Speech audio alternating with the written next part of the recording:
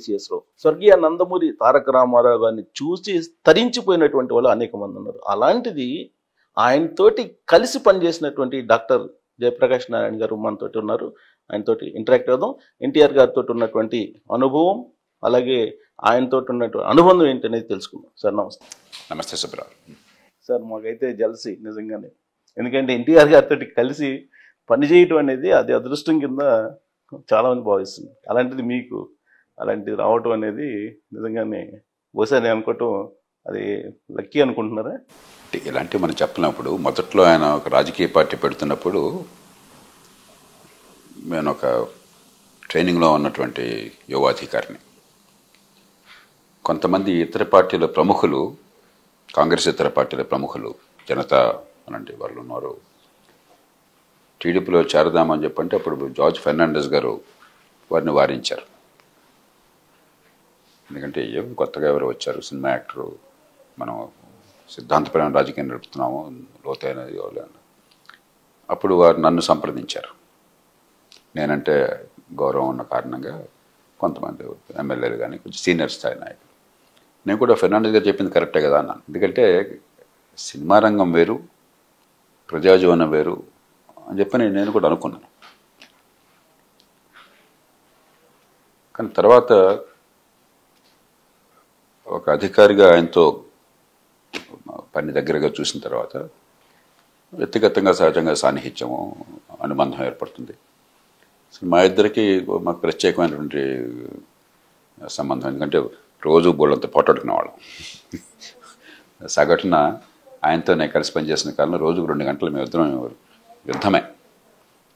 ఎందుకంటే ఆయన చాలా గుండెదట ఉన్న మనిషి. ఒకసారి నిర్ణయం చేసుకుంటే ఆయన వెనక్కి వెళ్ళరు. నేను కొంచెం మండివాడిని. ప్రజా ప్రయోజనాల విషయంలో నా దృష్టిలో ఇది సరైనదంటే దానికోసం పోరాడాలి, సరైనది కాదంటే దాన్ని ఆపాలి. కొంచెం మెత్తగా కనిపిస్తాను కానీ నేను తేలిగ్గా దొంగే మనిషిని కాదు. మరి అధికారం ఆయన చేతుల్లో ఉంది, నా చేతుల్లో అధికారం లేదు. నా చేతుల్లో ఉన్నదల్లా తర్కం, కాస్త ఆలోచన. ఆయనకున్నది ప్రజాదరణ, ప్రజల పట్ల ప్రేమ, గొప్ప ఆవేదన, మంచి హృదయం. కాబట్టి సంఘర్షణ అనడానికి వీల్లేదు. చాలా సందర్భాల్లో అది అనివార్యం. అసలు మాట్లాడటానికి ధైర్యం చేయలేదు ఈ పరిస్థితుల్లో ఉండేవాళ్ళు చాలా మంది అంటారు. అంటే ఇప్పుడు అయినా కూడా ఆయన మాట్లాడినిచ్చారంటే ఆయన గొప్పతనం. అది సర్వాధికారము ఉండి మీరు ఒక అధికారిని ముఖ్యమంత్రి కానీ ప్రధానమంత్రి కానీ మరుక్షణం తీసేయచ్చు కదా, పూర్తిగా వాళ్ళ చేతుల్లో ఉంది. అయినా కూడా చర్చ అక్కడి దాకా వచ్చిందని చెప్పంటే అది గొప్పతనం ఆ నాయకుడిది. ఒకటి, ఆ నాయకుడికి ఆత్మవిశ్వాసం ఉండాలి. నేను చెప్పిన దాన్ని కాదన్న మాత్రం చేత నాకేమీ పరువు నష్టం కాదు, నేను తక్కువ వాడిని కాదని ఆత్మవిశ్వాసం ఉండాలి. అందరికి అన్నీ తెలియనక్కర్లేదు. 2, చిత్తశుద్ధి ఉండాలి. సమాజం పట్ల విపరీతమైన అనురక్తి ఉండాలి. కాబట్టి సమాజం కోసం పనిచేస్తున్నాం కాబట్టి కానీ సొంతం కోసం కాదు, దానికి ఎక్కడ ఏది పనికొచ్చినా తీసుకోవాలన్న తత్వం ఉండాలి. 3, కొంత వినమ్రత ఉండాలి. ఎంత పెద్ద ప్రజాజీవనంలో మనం ఎంత గొప్పవాళ్ళమైనా కూడా మనకు తెలిసింది పరిమితమే, మనం ఎంత ఆలోచిస్తున్నా కూడా తప్పు కావచ్చేమో అన్నటువంటి వినమ్రత ఉండాలి. 4, నిజాయితీ అంటే ప్రేమ ఉండాలి. ఎన్టీ రామారావు గారు ఇవన్నీ కూడా పూర్తిగా మూర్తీభవించిన మనిషి. చాలామందికి ఆయన గొప్ప కోట్ల మంది హృదయాలను దోచుకున్నటువంటి మహానటుడుగా, ఒక దేవతా స్వరూపంగా తెలుగునాట కానీ బహుశా భారతదేశంలో చాలా ప్రాంతాల్లో కానీ మీరు దేవుణ్ణి ఊహించుకుంటే రాముణ్ణి కానీ కృష్ణుడిని కానీ మరో దేవుణ్ణి ఊహించుకుంటే ఎన్టీ రామారావు ఊహించుకుంటారు. మీకు మీ మనసుకు స్ఫురణ వచ్చేది. ఆయన అంతగా తాదాత్మ్యం చెందారు ఆ పాత్రలో, అంతగా ప్రజల మనసును దోచుకున్నాడు ఆయన. కానీ ప్రజాజీవనంలో ఒక నాయకుడిగా తెలుగునాటే కాదు ఈ దేశ రాజకీయ చరిత్రలో, స్వతంత్ర భారతంలో ఆయన అద్భుతమైన పాత్ర. రాజకీయ స్వరూప స్వభావాలను పూర్తిగా ఆయన మార్చేశాడు. ఒక రకంగా ఆయన ఒక 25-30 ఏళ్ళు ముందు వచ్చేసాడు. ఎందుకంటే అప్పుడు ఇంకా రాష్ట్రాలు బలపడలా, రాష్ట్రాలకు అధికారులు ఆయన్నే తీసిపారేశారు కదా 84లో. అంత అలవోకగా ఇందిరాగాంధీ గారి ఆజ్ఞానుసారం ఆనాటి గవర్నర్ రామ్లాల్ ఏం చేశాడో మనం చూసాం. తెలుగు ప్రజలు గట్టిగా నిలబడి పోరాడారు కాబట్టి, ఎన్టీ రామారావు గారు లొంగిపోలేదు కాబట్టి, నాయకత్వాన్ని ఇచ్చారు కాబట్టి మరి 4 రోజుల్లో ఆయన్నే తిరిగి తీసుకోవాల్సి వచ్చింది. అదే సమయంలో కాస్త అటు ఇటుగా మీరు జమ్మూ కాశ్మీర్లో చూసినట్టయితే ఫరూక్ అబ్దుల్లాని దింపేశారు. ఆయన సొంత బామర్ది జిఎం షా అని చెప్పని 12 మంది ఎమ్మెల్యేలతో ఆయన దింపేసి ఆ 12 మందిని మంత్రులను చేసి జిఎం షాని ముఖ్యమంత్రి చేసి కాంగ్రెస్ పార్టీ బయట నుంచి మద్దతు ఇచ్చింది. మరి ఫరూక్ అబ్దుల్లా పోరాడలేకపోయినాడు. ఆనాడు ఫరూక్ అబ్దుల్లా పోరాడినట్టయితే కాశ్మీర్ ఎట్లా ఉండేది కాదు. ఒక కాశ్మీర్ పతనానికి అక్కడ పెద్ద సమస్య జటిలం కావడానికి కారణం ఆనాడు ఎన్టీ రామారావు గారి నాటి నాయకత్వం అక్కడ లేకపోవడం. కాబట్టి ఈ ప్రభుత్వాన్ని ఎంత ప్రజాదరణ ఉన్నా కూడా ప్రభుత్వాన్ని ఒక్క చిటికలో ప్రధానమంత్రి హుకుంతో దింపేసేటువంటి రోజులు అవి. సో ఐరన్ లేడీ అని ఇందిరాగాంధీ గారికి ఫస్ట్ టైం ఫైట్ చేసింది ఎన్టీ రామారావు గారేనా? ఖచ్చితంగా. అప్పటిదాకా అప్రతిహతంగా సాగింది ఆవిడకి. అసలు దేశంలో ఆవిడకి ఎదురు లేదు. ఒక్క డిఎంకే కొంత ఎదురుదిగా ప్రయత్నం చేసింది. కానీ అప్పటికి మీకు గుర్తుందో లేదో డిఎంకే ప్రభావం పోయి ఎంజీఆర్ వచ్చేసారు. ఎంజీఆర్ వచ్చిన దగ్గర నుంచి ఎంజీఆర్ చనిపోయేదాకా పూర్తిగా రాజకీయం ఆయన చుట్టూ ఉంది తమిళనాడులో. మరి డిఎంకేకి స్థానం దొరకలా. ఎంజీఆర్ పోయిన తర్వాత వచ్చింది. ఎంజీఆర్ ఏమో ఇందిరాగాంధీకి అనుచాడు, ఆవిడ పక్షాన ఉన్నాడు. కాబట్టి అక్కడ ఎదురు లేదు. ఆవిడకి ఏమన్నా కాస్త ఎదురు ఉంటే మార్క్సిస్టులు బెంగాల్లో 1977 నుంచి బెంగాల్లో మార్క్సిస్టులు పీఠం వేశారు. బెంగాల్ రాజకీయ పద్ధతి వేరు. కాబట్టి అలాంటి సందర్భంలో ఈయన ఒక రాష్ట్రంలో ఇంత పెద్ద ఎత్తున ఉవెత్తున లేచి ఇంత వేగంగా అధికారాన్ని పొందడమే కాదు, కాంగ్రెస్ నోడించి మొత్తం దేశంలో కాంగ్రెసేతర నాయకులందరినీ కూడా కలిపి వాళ్ళకి మనోస్థైర్యాన్ని నింపి మనం ఏం చేయాలనుకున్న సమయంలో ఒక మార్గాన్ని చూపెట్టి, ఫెడరలిజం అంటే ఈవేళ కూడా దేశంలో ఎవరికి అర్థం కాదు. అలాంటిది ఫెడరలిజం అన్న అంశం మీద అన్ని రాష్ట్రాలని కలపటం ఏంటి, కాంక్లేవ్స్ పెట్టేమిటి, లక్షల మంది జనం హాజరు కావటం ఏంటి, రాష్ట్రాల హక్కులను గురించి అది ఊహించడానికి కూడా సాధ్యం. మామూలుగా రాజకీయంలో తలపడిన వాళ్ళు అనుకున్న వాళ్ళు ఎవరో కూడా దాన్ని అంశంగా తీసుకొచ్చి ప్రజల్లోకి వెళ్ళరు. ఆయన దాన్ని తీసుకెళ్ళారు. ఆనాడు ఆయన మిగతా నాయకుల్ని కలుపుకొని, మీరు అక్కడ బెంగాల్ నుంచి వచ్చినటువంటి జ్యోతి బాసు కావచ్చు, ఒరిస్సా నుంచి వచ్చిన బిజు పట్నాయక్ గారు కావచ్చు, రామకృష్ణ హెగ్డే కావచ్చు కర్ణాటక నుంచి, లేకపోతే తమిళనాడు నుంచి మనకి కరుణానిధి కావచ్చు, ఫరూక్ అబ్దుల్లా కలిసి ఉన్నారు ఆయన కావచ్చు, వీళ్ళందరినీ కలిపి వాళ్ళకు ఒక మార్గాన్ని చూపెట్టి ప్రజలను ఉత్తేజపరిచేసరికి సర్కారీ కమిషన్ వచ్చింది. ఆ తర్వాత దేశంలో పరిష్కరించడంగా మరి ఇప్పుడు రాష్ట్రాలు పూర్తిగా బలపడ్డాయి. ఆయన ఆనాడు మొదలెట్టిన పోరాటానికి ప్రతిఫలం ఇవాళ రాష్ట్రాలకి పూర్తి స్వయంకాలం ఉన్నది. ఇప్పటికేదో మనం అంటుంటాం రాజకీయంగా ఏదో చేస్తుంటే అంత కేంద్రీకరణ అయిపోయింది, ఢిల్లీ నిర్ణయం పెత్తనం చేస్తుంది. వాస్తవం కాదు అది. నేను నిర్మోహనం చెప్తాను. ఏ పార్టీ ప్రభుత్వం అన్నా కూడా ఢిల్లీలో ఇవాళ రాష్ట్రాల చేతిలో పూర్తి అధికారం ఉంది. రాష్ట్రాల భవిష్యత్తు రాష్ట్ర ప్రభుత్వాల చేతిలో ఉంది. అది ఎన్టీ రామారావు గారి దేశానికి ఇచ్చినటువంటి పెద్ద వరం. అట్లాగే ఆత్మస్థైర్యం కోల్పోయినటువంటి కాంగ్రెసేతర నాయకుని కలిపేసి ఒక త్రాటిని నడిపించారు. 1984లో ఇందిరాగాంధీ గారు ఓడిపోయిన తర్వాత మరి ఆమెను భయంకరంగా ఆమె దుర్మరణాన్ని పాలయ్యారు. ఈ దేశంలో మనసున్న ప్రతి మనిషి కూడా పార్టీలకు అతీతంగా మన ప్రధానమంత్రిని ఆవిడ అంగరక్షకులై కాల్చిపట్టేస్తే ఎవరు ఉంటారు? దేశమంతా స్పందించింది. అలాంటి ఉద్విగ్న భరిత వాతావరణంలో కూడా తెలుగునాట ఎన్టీ రామారావు గారు 35 సీట్లు సంపాదించారు. ఆనాడు ఇంకే పార్టీ, కాంగ్రెస్ తర్వాత ఇంకే పార్టీకి సీట్లు లేవు. బీజేపీ గుర్తులేదు మీకు, 2 సీట్లు దేశంలో. వాజ్పేయి గారు ఓడిపోయినారు. ఒక్క సీటు దానిలో తెలుగునాట వచ్చింది. వరంగల్ బయట హనుమకొండ నుంచి జంగారెడ్డి గారు బీజేపీ సీటు. ఎన్టీ రామారావు గారితో మద్దతు వల్ల ఆయన ఆశీర్వాదం వల్ల వచ్చిన సీటు. కాబట్టి ఆయన ప్రతిపక్షంగా ఆయన ఒక్కడే నిలబడ్డాడు అక్కడ. వీళ్ళందరినీ కలిపి వాళ్ళకి ధైర్యాన్ని ఇచ్చారు. అలాగే రాజకీయాన్ని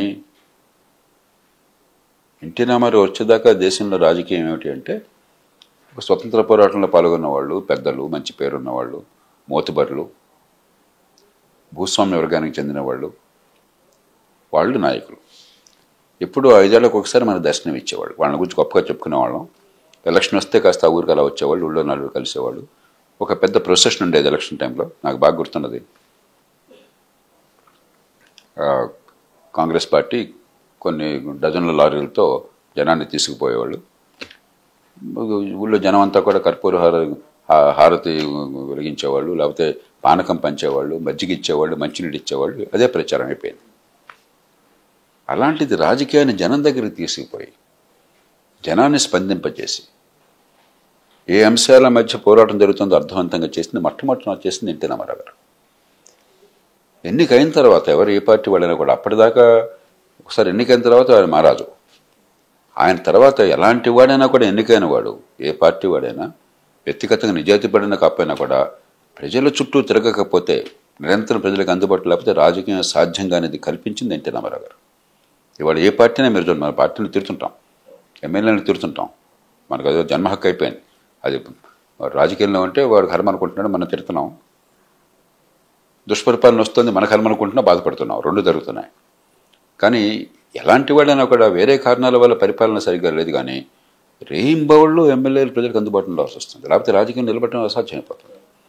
అప్పటిదాకా అసలు ఈ మ్యాస్ పాలిటిక్స్, ప్రజలతో సన్నిహిత సంబంధం 365 నుండే రాజకీయం ఎన్టీ రామారావు గారు వచ్చేదాకా లేదు. అసలు ఎలక్షన్ టైంలో కూడా క్యాండిడేట్ కనిపించాడు కదా, గ్రామ స్థాయి లీడర్లకు చెప్పి వెళ్ళిపోతుంది. కరెక్ట్. అట్లాగే 91 నుంచి మనం పెట్టుబడులు, ఇప్పుడు కూడా టెస్లా పెట్టుబడి మన దేశంలో పెట్టాలా వద్దా, ట్రంప్ ఏదో నల్లగోలు పడుతున్నాం కదా మనం. 84లో అసలు ప్రైవేట్ పెట్టుబడులు లేని కాలంలో, లైసెన్స్ పర్మిట్ కోటా రాజ్యం ఉన్న వ్యవస్థలో, కరెంట్ అందనటువంటి దేశంలో, కరెంట్ ఎక్కడ ఉండేది ఆ రోజుల్లో? హైదరాబాద్లో కూడా రోజు 30 సార్లు కరెంట్ పోయేది. గ్రామాల్లో కరెంట్ సంగతి లేదు అసలు మనకి. టెలిఫోన్ ఎక్కడుంది? 84లో టెలిఫోన్ ఎక్కడుంది? హైదరాబాద్లో ఉండేది. 30 కిలోమీటర్ల దూరంలో ఫోన్ చేయాలని చెప్పంటే ట్రంక్ కాల్ చేయాల్సి వచ్చేది. అప్పుడే కొత్తగా 84-85కి అప్పుడు కొంచెం కొత్తగా ఎస్టీడీ వచ్చింది. అప్పటిదాకా అది కూడా లేక 84కి ఇంకా వచ్చినట్లేదు. మారుమూల గ్రామాలకు ఇంకా రాలి అప్పటికి కూడా. సో అలాంటి నేపథ్యంలో ఆయన అమెరికా వెళ్ళి ప్రవాస భారతీయుల్ని ఉత్తేజపరిచి పెట్టుబడులు కావాలి, పెట్టుబడులు అనే మాట భారతదేశంలో మొట్టమొదటి ఉచ్చరించిన మనిషి ఎన్టీ రామారావు గారు. ఆర్థిక సరళీకరణకు ముందే ఆర్థిక వ్యవస్థకి ప్రైవేటు పెట్టుబడులు అవసరము, ఉత్పాదకత అవసరము, దాని నుంచి ఉపాధి కల్పన వస్తే అభివృద్ధి జరుగుతుంది, అక్కడి నుంచి ఆదాయాలు వస్తాయి, అక్కడి నుంచి పేదరికం పోతుంది. అసలు ఈ రకంగా ఆలోచన ఆయన ఆర్థికవేత్త కాదు. ఆయన బీఏ చదువుకున్నారు కాలేజీలో, అంతేగాని ఆర్థిక శాస్త్రం చదువుకున్న మనిషి కాదు, పిహెచ్డీ పొందలేదు. కానీ అపారమైనటువంటి ఇంగిత జ్ఞానం ఉన్న మనిషి. లేకపోతే ఆనాడు మనకు గొప్ప గొప్ప తలపండిన వాళ్ళంతా కూడా, ఆర్థికవేత్తలంతా కూడా ప్రభుత్వము, ప్రభుత్వ రంగము, లేకపోతే సోషలిజము, కొహనా సోషలిజం, లైసెన్స్ రాజ్యము, పర్మిట్ రాజ్యము, కోటా రాజ్యము, ఈ ఇంపోర్ట్ ఎక్స్పోర్ట్ డ్యూటీలను చాలా ఇష్టం వచ్చినట్టుగా వాళ్ళు ఉపయోగించుకుని దానిలో డబ్బులు సంపాదించడము, మనకు కావాల్సిన వాళ్ళని కోటీశ్వరుని చేయటము.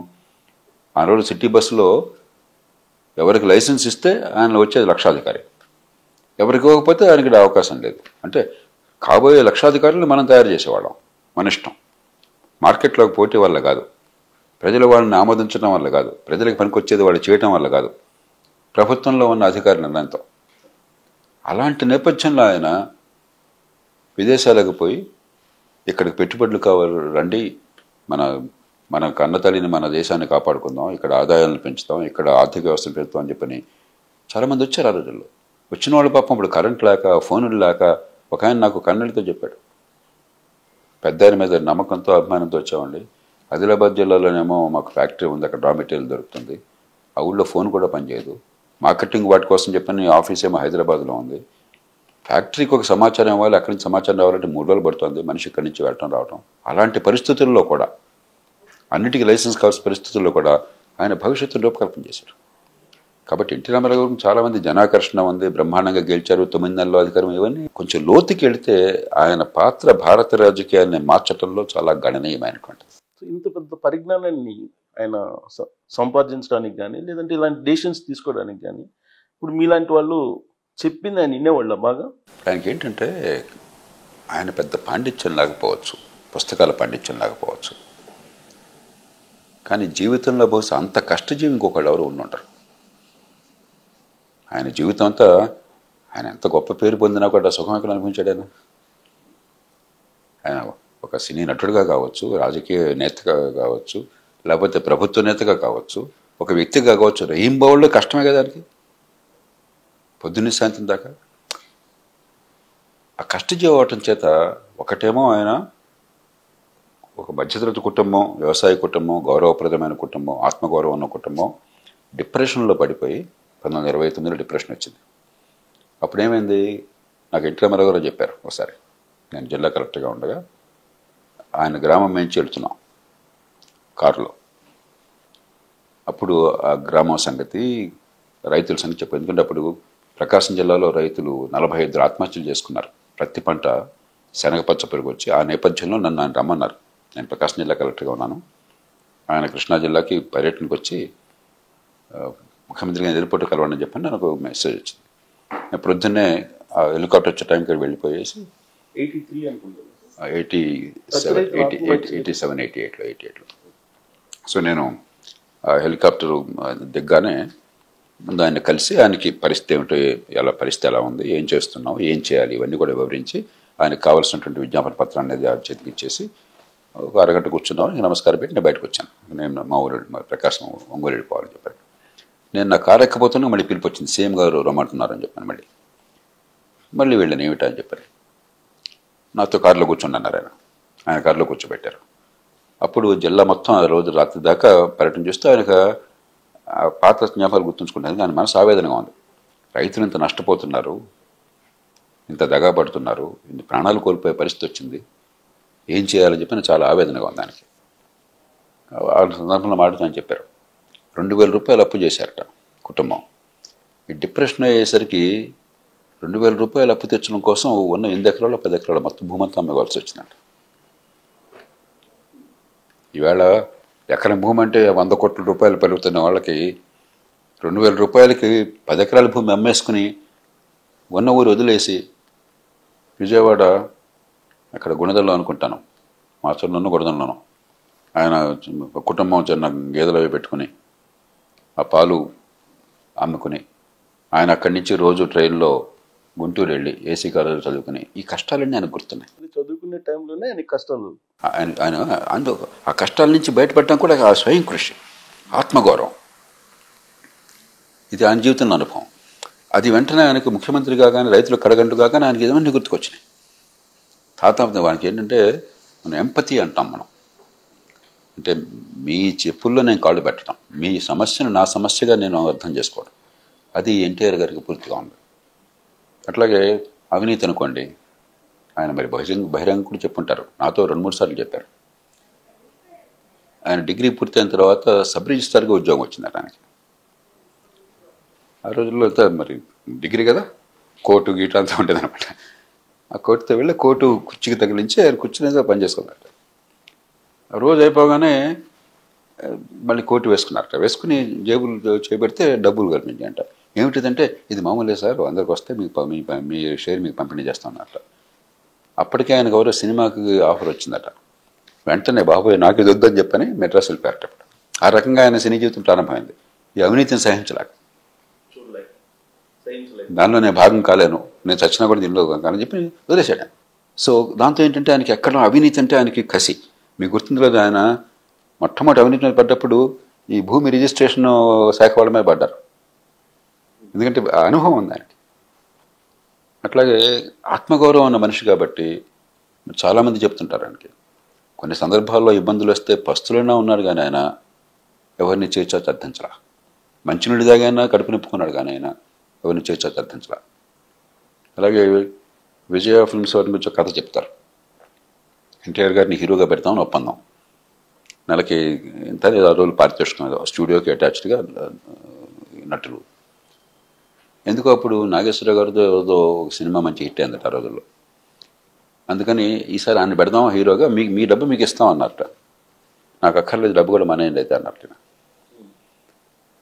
నాకు డబ్బు పోయినా పర్లేదు కానీ ఆత్మగౌరవం నిలబడాలి, నాకు ఆ మాట ఇచ్చారు, నేను మళ్ళీ ఇంకో కావడానికి లేదని చెప్పాను. అంటే జీవితంలో కొన్ని విలువలను పాటించిన మనిషి, ఎదుటి మనిషి కష్టాలు తీస్తున్న మనిషి. చాలామంది చెప్తారు ప్రొడ్యూసర్ల విషయంలో కూడా, ఆ ప్రొడ్యూసర్కి అనవసరం ఖర్చు అయిపోతుంది, టైంకి వెళ్ళకపోతే, సెట్ ఇంకో గంట ఎక్స్ట్రా అయినట్టయితే, ఆ రోజు షూటింగ్ ఆగిపోతే ఆయన నష్టపోతాడు. పాపం ఎంతో రిస్క్ తీసుకుని పని చేస్తున్నాడు, పెట్టుబడి పెడుతున్నాడు, అతనికి ఇబ్బంది కలగకూడదు. అందుకే ఆయన పొద్దున్న 4 గంటలకు వెళ్ళి కూర్చున్నాడు అక్కడ. కాబట్టి అన్నింటంటే ఒకటి వ్యక్తిగతంగా ఉన్న క్రమశిక్షణ, ఆయనకున్నటువంటి శీలము, క్యారెక్టరు. రెండోది ఆయన జీవితానుభవాన్ని ఆయన పూర్తిగా జీర్ణించుకుని నేనేదో చాలా గొప్పవాడిని కాబట్టి ఇలా వచ్చాను అనుకోలేదు ఇప్పుడు కూడా. ఈ సమస్యలు అందరికీ ఉంటాయి. ఆ సమస్య నుంచి బయటపడే అవకాశం వాళ్ళకి రావాలని చెప్పి నిరంతరం తప్పించిన మనిషి. అది ఆయన రాజకీయంలోకి పంపించింది తప్ప నేను స్టార్ని కాబట్టి ఆ స్టార్ రమ్మని సొమ్ము చేసిన అధికారులకు ఇద్దాం అనుకోలేదు. సార్ మీకు ఆయన పాలిటిక్స్ రాకముందు నుంచే ఆయనతోటి పరిచయాలు ఉన్నాయి? లేదు, పాలిటిక్స్ వచ్చిన తర్వాత నాకు అసలు ఆయన ప్రొఫెషనల్ గానే అంతే. మీకు నా మొట్టమొదటి ఆయనతో ఎలా అయిందంటే, విశాఖ జిల్లాలో జాయింట్ కలెక్టర్గా ఉండగా ఆ రోజుల్లో ఎన్టీ రామారావు గారికి రాష్ట్ర ప్రభుత్వానికి జాతీయ స్థాయి ప్రభుత్వానికి ఉప్పు నిప్పు. ఎందుకంటే ఈ ఒక్కటే కదా ఎదురు తిరిగే ప్రభుత్వం. రాజీవ్ గాంధీ గారు జాతీయ స్థాయి అధికారంలో ఉన్నారు. ఆ నేపథ్యంలో జనార్దన్ పూజారి అని చెప్పని బ్యాంకింగ్ మినిస్టర్ ఆయన పర్యటనకు వచ్చాడు. మా కలెక్టర్ గారు ఈయనతో గొడవ మనకెందుకని చెప్పి లీవ్ పెట్టేశాడు. ఆయనకి ఎక్కడికి వెళ్ళా కూడా గొడవ చేస్తుంటాడు, హడావుడి చేస్తుంటాడు, ఏదో ప్రతిపక్షాలతో మరి రెచ్చిపోతుంటాడు, ఏదో జరుగుతుంటుంది. ఆ రోజుల్లో రుణమేళాలను పెట్టి ఏదో పేదలకు మేము ఇచ్చేస్తున్నాం, ఏదో హడావుడి ఉంటుంది కదా రాజకీయంగా. అప్పుడు నేను ఇన్ఛార్జ్ కలెక్టర్గా ఉన్నాను. నేను రిసీవ్ చేసుకున్నాను, అంతా అయింది. ఆయన ఎక్కడో తిరిగి వెళ్తున్నావు, అక్కడ మేము రుణమేళాకి వెళ్ళడం కోసం అని చెప్పని వెళ్తుంటే దారిలో సింహాచలం టెంపుల్ ఉన్నది. నేను కొంచెం ప్రభుత్వంలో పనిచేసేది వేరు, దేవాలయాలు మీ భక్తి వగేరా వేరు అని కొంచెం గట్టిగా ఇప్పుడంత పట్టించుకొని ఏదైనా వదిలేస్తాను. ఎందుకంటే కొంచెం మన సమాజంలో దాని గురించి అంత గట్టిగా పట్టింపు ఆ రోజులు కొంచెం గట్టిగా ఉండేవాడు నేను. అందుకని గుడికి వెళ్తాను నేను ఎందుకు లేని చెప్పి ఆయన గుడికి వెళ్తారు కదా అని ఆయనకంటే నేను కొంచెం 10 నిమిషాలు లేటుగా బయలుదేరాను. ఆయన గుడి నుంచి తిరిగి వచ్చే టైంలో నేను అక్కడ వెన్యూ కడదామని చెప్పాను. ఆయన ఎందుకో అక్కడ గుడికి వెళ్ళడం మనసు మార్చుకున్నాడు ఆయన దారిలో. ఆ రోజుల్లో మొబైల్ ఫోన్స్ లేవు, మాకు సమాచారం అనేది పోలీస్ వైర్లెస్ నుంచి. మినిస్టర్ గారు డైరెక్ట్గా వెళ్ళిపోతున్నారు, గుడికి వెళ్ళటం లేదని చెప్పాను కానీ నేను కూడా అదరబదరగా బయలుదేరి వెళ్ళాను. ఒక 5 నిమిషాలు లేట్ అయింది నేను వెళ్ళేసరికి. ఈ లోపల అక్కడ స్టాల్స్ ఏమన్నా ఆయన స్టాల్స్ చూస్తున్నాను. ఈ లోపల నేను కూడా వెళ్ళాను, ఆ స్టాల్స్ దగ్గర వెళ్ళాను, స్టాల్స్లో ఆయన కలిశాను. అంత పూర్తి చేసి వేదిక మీద వచ్చాం. ఈయన ఉపన్యాసాలను మాట్లాడుతూ ప్రతిపక్షాల రాష్ట్రాల్లో ఏమనుకున్నారు, మేము జాతీయ స్థాయిలో ప్రభుత్వంలో ఉన్నాం, అధికారం అంతా మా చేతుల్లో ఉంది, అంత తేలుస్తాం అధికారాన్ని. చూడండి యంగ్ కలెక్టర్ ఉన్నాడు ఇక్కడ, కనీసం నేను వచ్చేసరికి ఫంక్షన్లో లేడు ఇక్కడ అని ఇష్టం వచ్చినట్టు మాట్లాడడం మొదలెట్టాడు. ఫస్ట్ అదేనా మీరు చోట్ల ఆయనతో కలిసి మంచితో ఎయిర్పోర్ట్ రిసీవ్ చేసుకున్నాను. తర్వాత అంతే తప్ప ఇంకొట్టలేదు అసలు.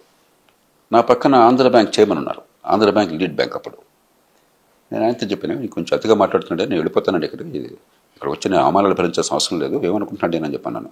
ఆయన నన్ను క్షమించాను మహాశయ, మాకు ఇబ్బంది అవుతున్నాను, మా బాసు బ్యాంకింగ్ మినిస్టర్ ఆయన ఏం మాట్లాడినా కొంచెం మీరు నా కోసం కొంచెం ఏంటంటే ఆయన కోసం ఆయన మాజీ ఐఏఎస్ అధికారి, రిటైర్డ్ ఐఏఎస్ అధికారి. అందుకని చెప్పని ఆయన నొప్పించలేక నేను కూర్చున్నాను. అది తర్వాత పెద్ద పెద్ద గందరగోళం అయింది. అప్పుడు జిల్లా పరిషత్ చైర్మన్ గారు నాకు ఫోన్ చేసి క్షమించండి సార్ అని చెప్పని, ఆయన సుమతి శతకం అనుకుంటా పద్యం ఉంది, గుర్తులేదు మీకు, అల్పబుద్ధివానికి అధికారం ఇచ్చిన అని చెప్పి కనకపు సింహాసనమన సొనకమను అని అది చదివాడు. ఫోన్లో ఆయన దాన్ని రీసెర్చ్ చేశాడు. కాంగ్రెస్ పార్టీ నాయకుడే, వాళ్ళు కూడా చాలా హర్ట్ అయ్యారు, చాలా తప్పు చేశాడని చెప్పారు.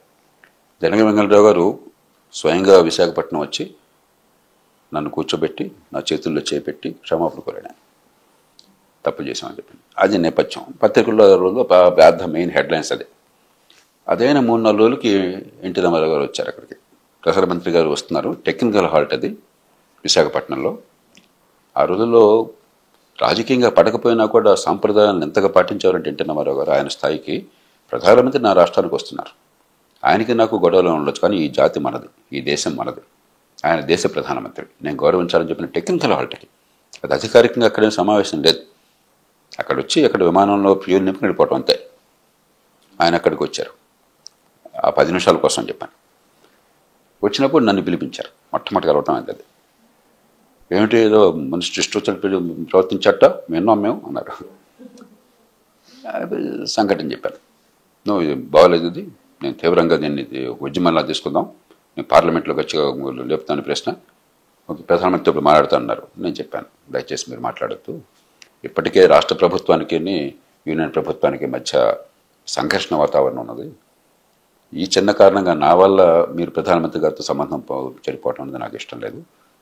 మీకు అంతగా ఏమైనా అనిపిస్తే ప్రధాన కార్యదర్శి గారిని జాతీయ స్థాయి కేబినెట్ కార్యదర్శి ఒక లెటర్ రాయమని, ఇది పద్ధతి కాదు, అధికారులతో వ్యవహరించే తీరు, అధికారులు పార్టీలకి పక్షపాతాలకు అతీతులు, అందులో ఈ ఆల్ ఇండియా సర్వీస్ అధికారులు జాతీయ స్థాయిలో పనిచేస్తారు, రాష్ట్రంలో పనిచేస్తారు, ఇలాంటి పిచ్చి పనులు చేయొద్దని చెప్పండి మంత్రులకు అని చెప్పి మేము లెటర్ రాయండి, వదిలేసండి అని చెప్పన్నాను. అది మొట్టమొదట నాకు ఎంతో బహుశా నేను దాన్ని ఉపయోగించుకోకుండా మీరు ఆయన కొంచెం సమయం చేయడం ఆయన నచ్చి ఉండొచ్చు. మామూలుగా అయితే బాగుంది, నేను హీరోగా చాలా మంది అవుతాను కదా, నేను దాన్ని చిన్నదాన్ని పెద్ద చేయొద్దు, జరిగిందో జరిగిపోయింది, రాష్ట్రాలు నష్టపోదు. నేను ఎప్పుడు మొట్టమొదటి నా పోరాటం ఎప్పుడు అది, రాజకీయ రగడలో ప్రజలు నష్టపోకూడదు, మన రాష్ట్రం నష్టపోకూడదు, దేశం నష్టపోకూడదు, దేశ ఐక్యతని కాపాడాలి. అలాగే విశాఖపట్నంలో భూ నిర్వాసితులు వీడంతా కూడా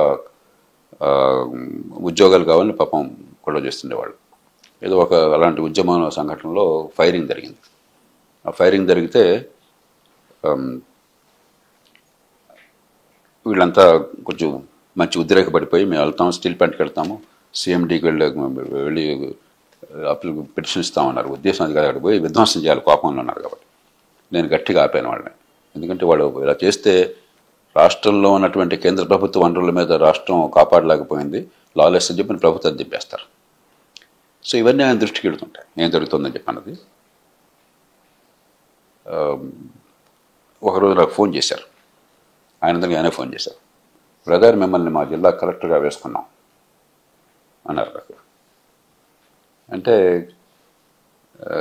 కంగ్రాచులేషన్స్ అని చెప్పి అంటే నేను వెంటనే అన్నాను, థ్యాంక్ యూ, కానీ మీకు తెలుసో లేదో అది నా జిల్లా కూడాను, కాబట్టి నన్ను వేయొద్దు ఆ జిల్లాకి, సొంత జిల్లాకి వెళ్ళడం మంచి కాదన్నాను. కానీ ఏ ఊరు ఏంటని కనుక్కొని, మీకు బ్రహ్మాండం అని పేరు ఉంది, మిమ్మల్ని గురించి అబోర ఏ రకంగా కూడా అనుకున్న వాళ్ళు, ఆ జిల్లా బాగుపడుతున్న ఉద్దేశం నేను కావాలని నా జిల్లాకి వేస్తున్నాను, మీరు కాదంటున్నారు ఏమిటన్నారు. అలా కాదు, మీకు చెడుపేరు వస్తుంది, నాకు చెడుపేరు వస్తుంది, ఇంకో జిల్లాకి వెళ్ళండి. అప్పుడు ప్రకాశం జిల్లాకి నన్ను వేసి ఆ జిల్లాకు వేసిన కలెక్టర్ని కృష్ణాకి వేశారు, రాజేష్ని. అది రెండవ సంభాషణ. ఆ తర్వాత నుంచి ఒక జిల్లా కలెక్టర్గా చాలా మంది, ఎందుకంటే అక్కడ ప్రకాశం జిల్లాలో నీటిపారుదల పథకాల్లో ఆయన 100% మద్దతు ఇచ్చారు. రైతులకు సంక్షోభం వచ్చినప్పుడు కానీ, లేకపోతే నీటిపారుదల పథకాల విషయంలో కానీ, ఎత్తిపోతలు.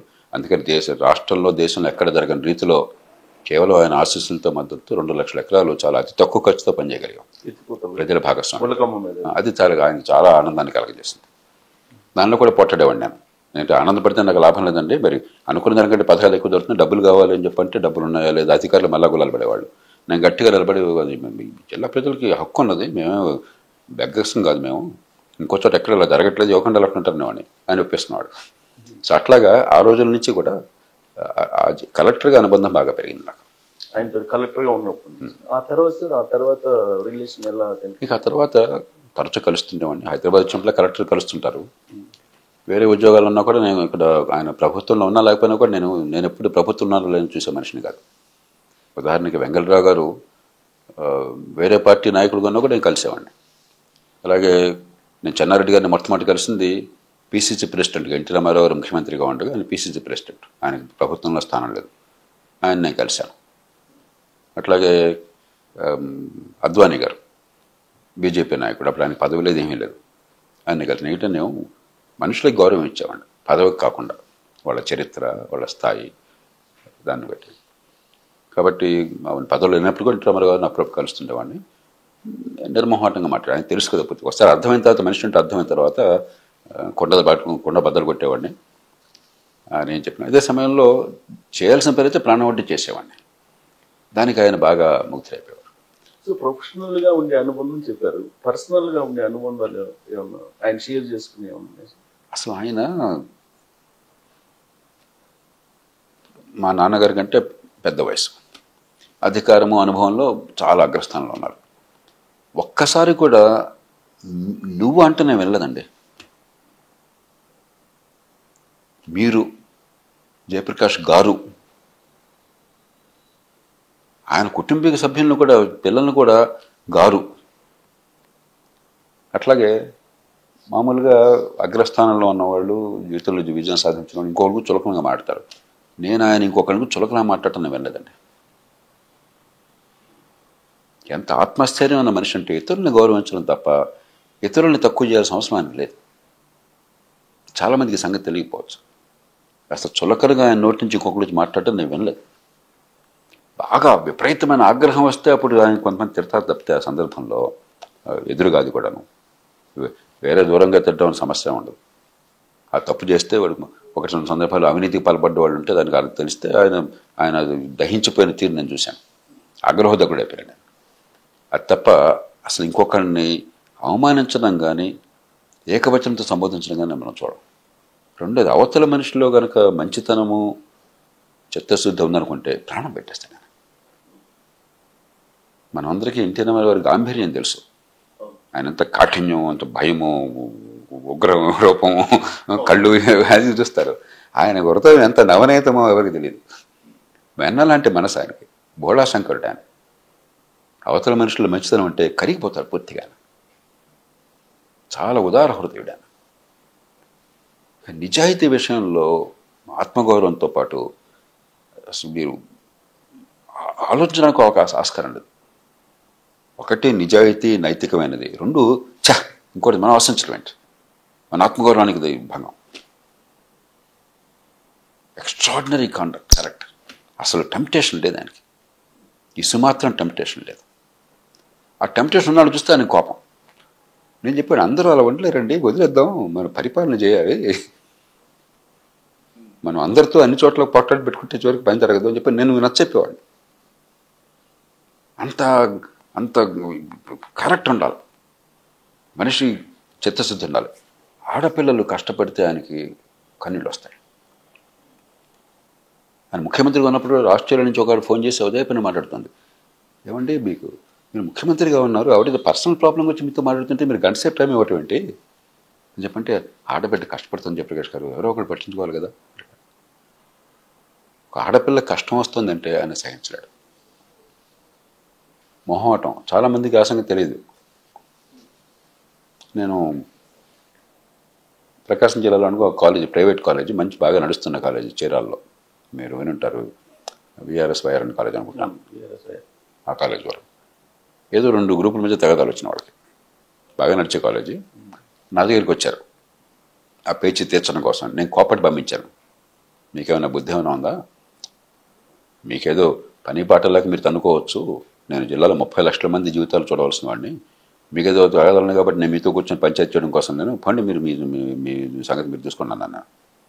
అది అయ్యాక నాకు తెలిసింది, ముఖ్యమంత్రి గారి దగ్గర వారం రోజులు కూర్చున్నారు వీళ్ళని చెప్పని.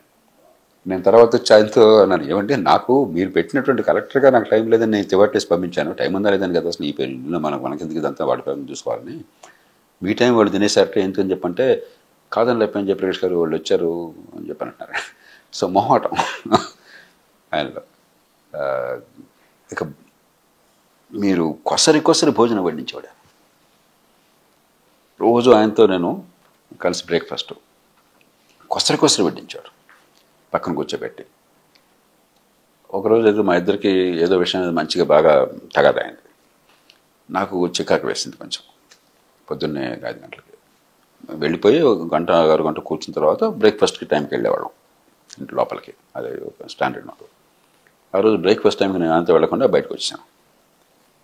బయటకు వచ్చేసరికి నాకు మనసు కంచరా ఏదో చికాగా ఉందని చెప్పాను. నాకు ఎవరినో పంపించారు, ఆయన పెద్ద ఒక ఆయన పంపించారు. బ్రేక్ఫాస్ట్ నాకు బాగలేదండి, చికాగ్గా ఉంది, నాకు మనసు బాగలేదు అని. మళ్ళీ వెళ్ళి, లేదు పెద్ద ఆయన మీరు వస్తే కానీ బ్రేక్ఫాస్ట్ చేయడానికి కూర్చున్నారు, ఆయన తట్టలేదు, మీరు రావాల్సిందంటే వెళ్ళాను. వెళ్ళేసరికి కొంచెం మౌనంగా తింటున్నాను మాట్లాడుకుంటా. లక్ష్మీపార్వతి గారు, జయప్రకాష్ గారు ఇప్పుడు సరదాగా మాట్లాడుతుంటారు, మీరు ఇవాళేం అసలు మాట్లాడలేదు, మౌనంగా ఉన్నారంటాను. లక్ష్మి ఆయన్ని ఇబ్బంది పెట్టబోకు, కొంచెం చికాకులో ఉన్నారు, నేను పోట్లాడుతున్నా ఆయనతో. కానీ చూడండి ఆయనలో ఎంత ఉదార మనస్తత్వం చూడండి, చాలా గొప్ప మనిషి ఆయన. చికాకు పెట్టిన అంశం ఏంటి సార్ మీ ఇద్దరి మధ్య? రోజు మాకు ఏదో ఒకటి ఉండేది. ఆయనేమో ఆవేశం, వేగంగా పని జరగాలన్న కోరిక. తర్వాత ఆయనది చాలా సందర్భాల్లో ఒక స్వచ్ఛమైనటువంటి స్ఫటికం లాంటి మనసు. కాబట్టి ఆ రోజున ఉదయం కొంచెం గట్టిగా ఆయన మనసుకు వచ్చినట్టుగా ఉన్న విషయం చెప్పగానే ఆయన వెంటనే కరిగిపోయి చేయాలనుకున్నాడు.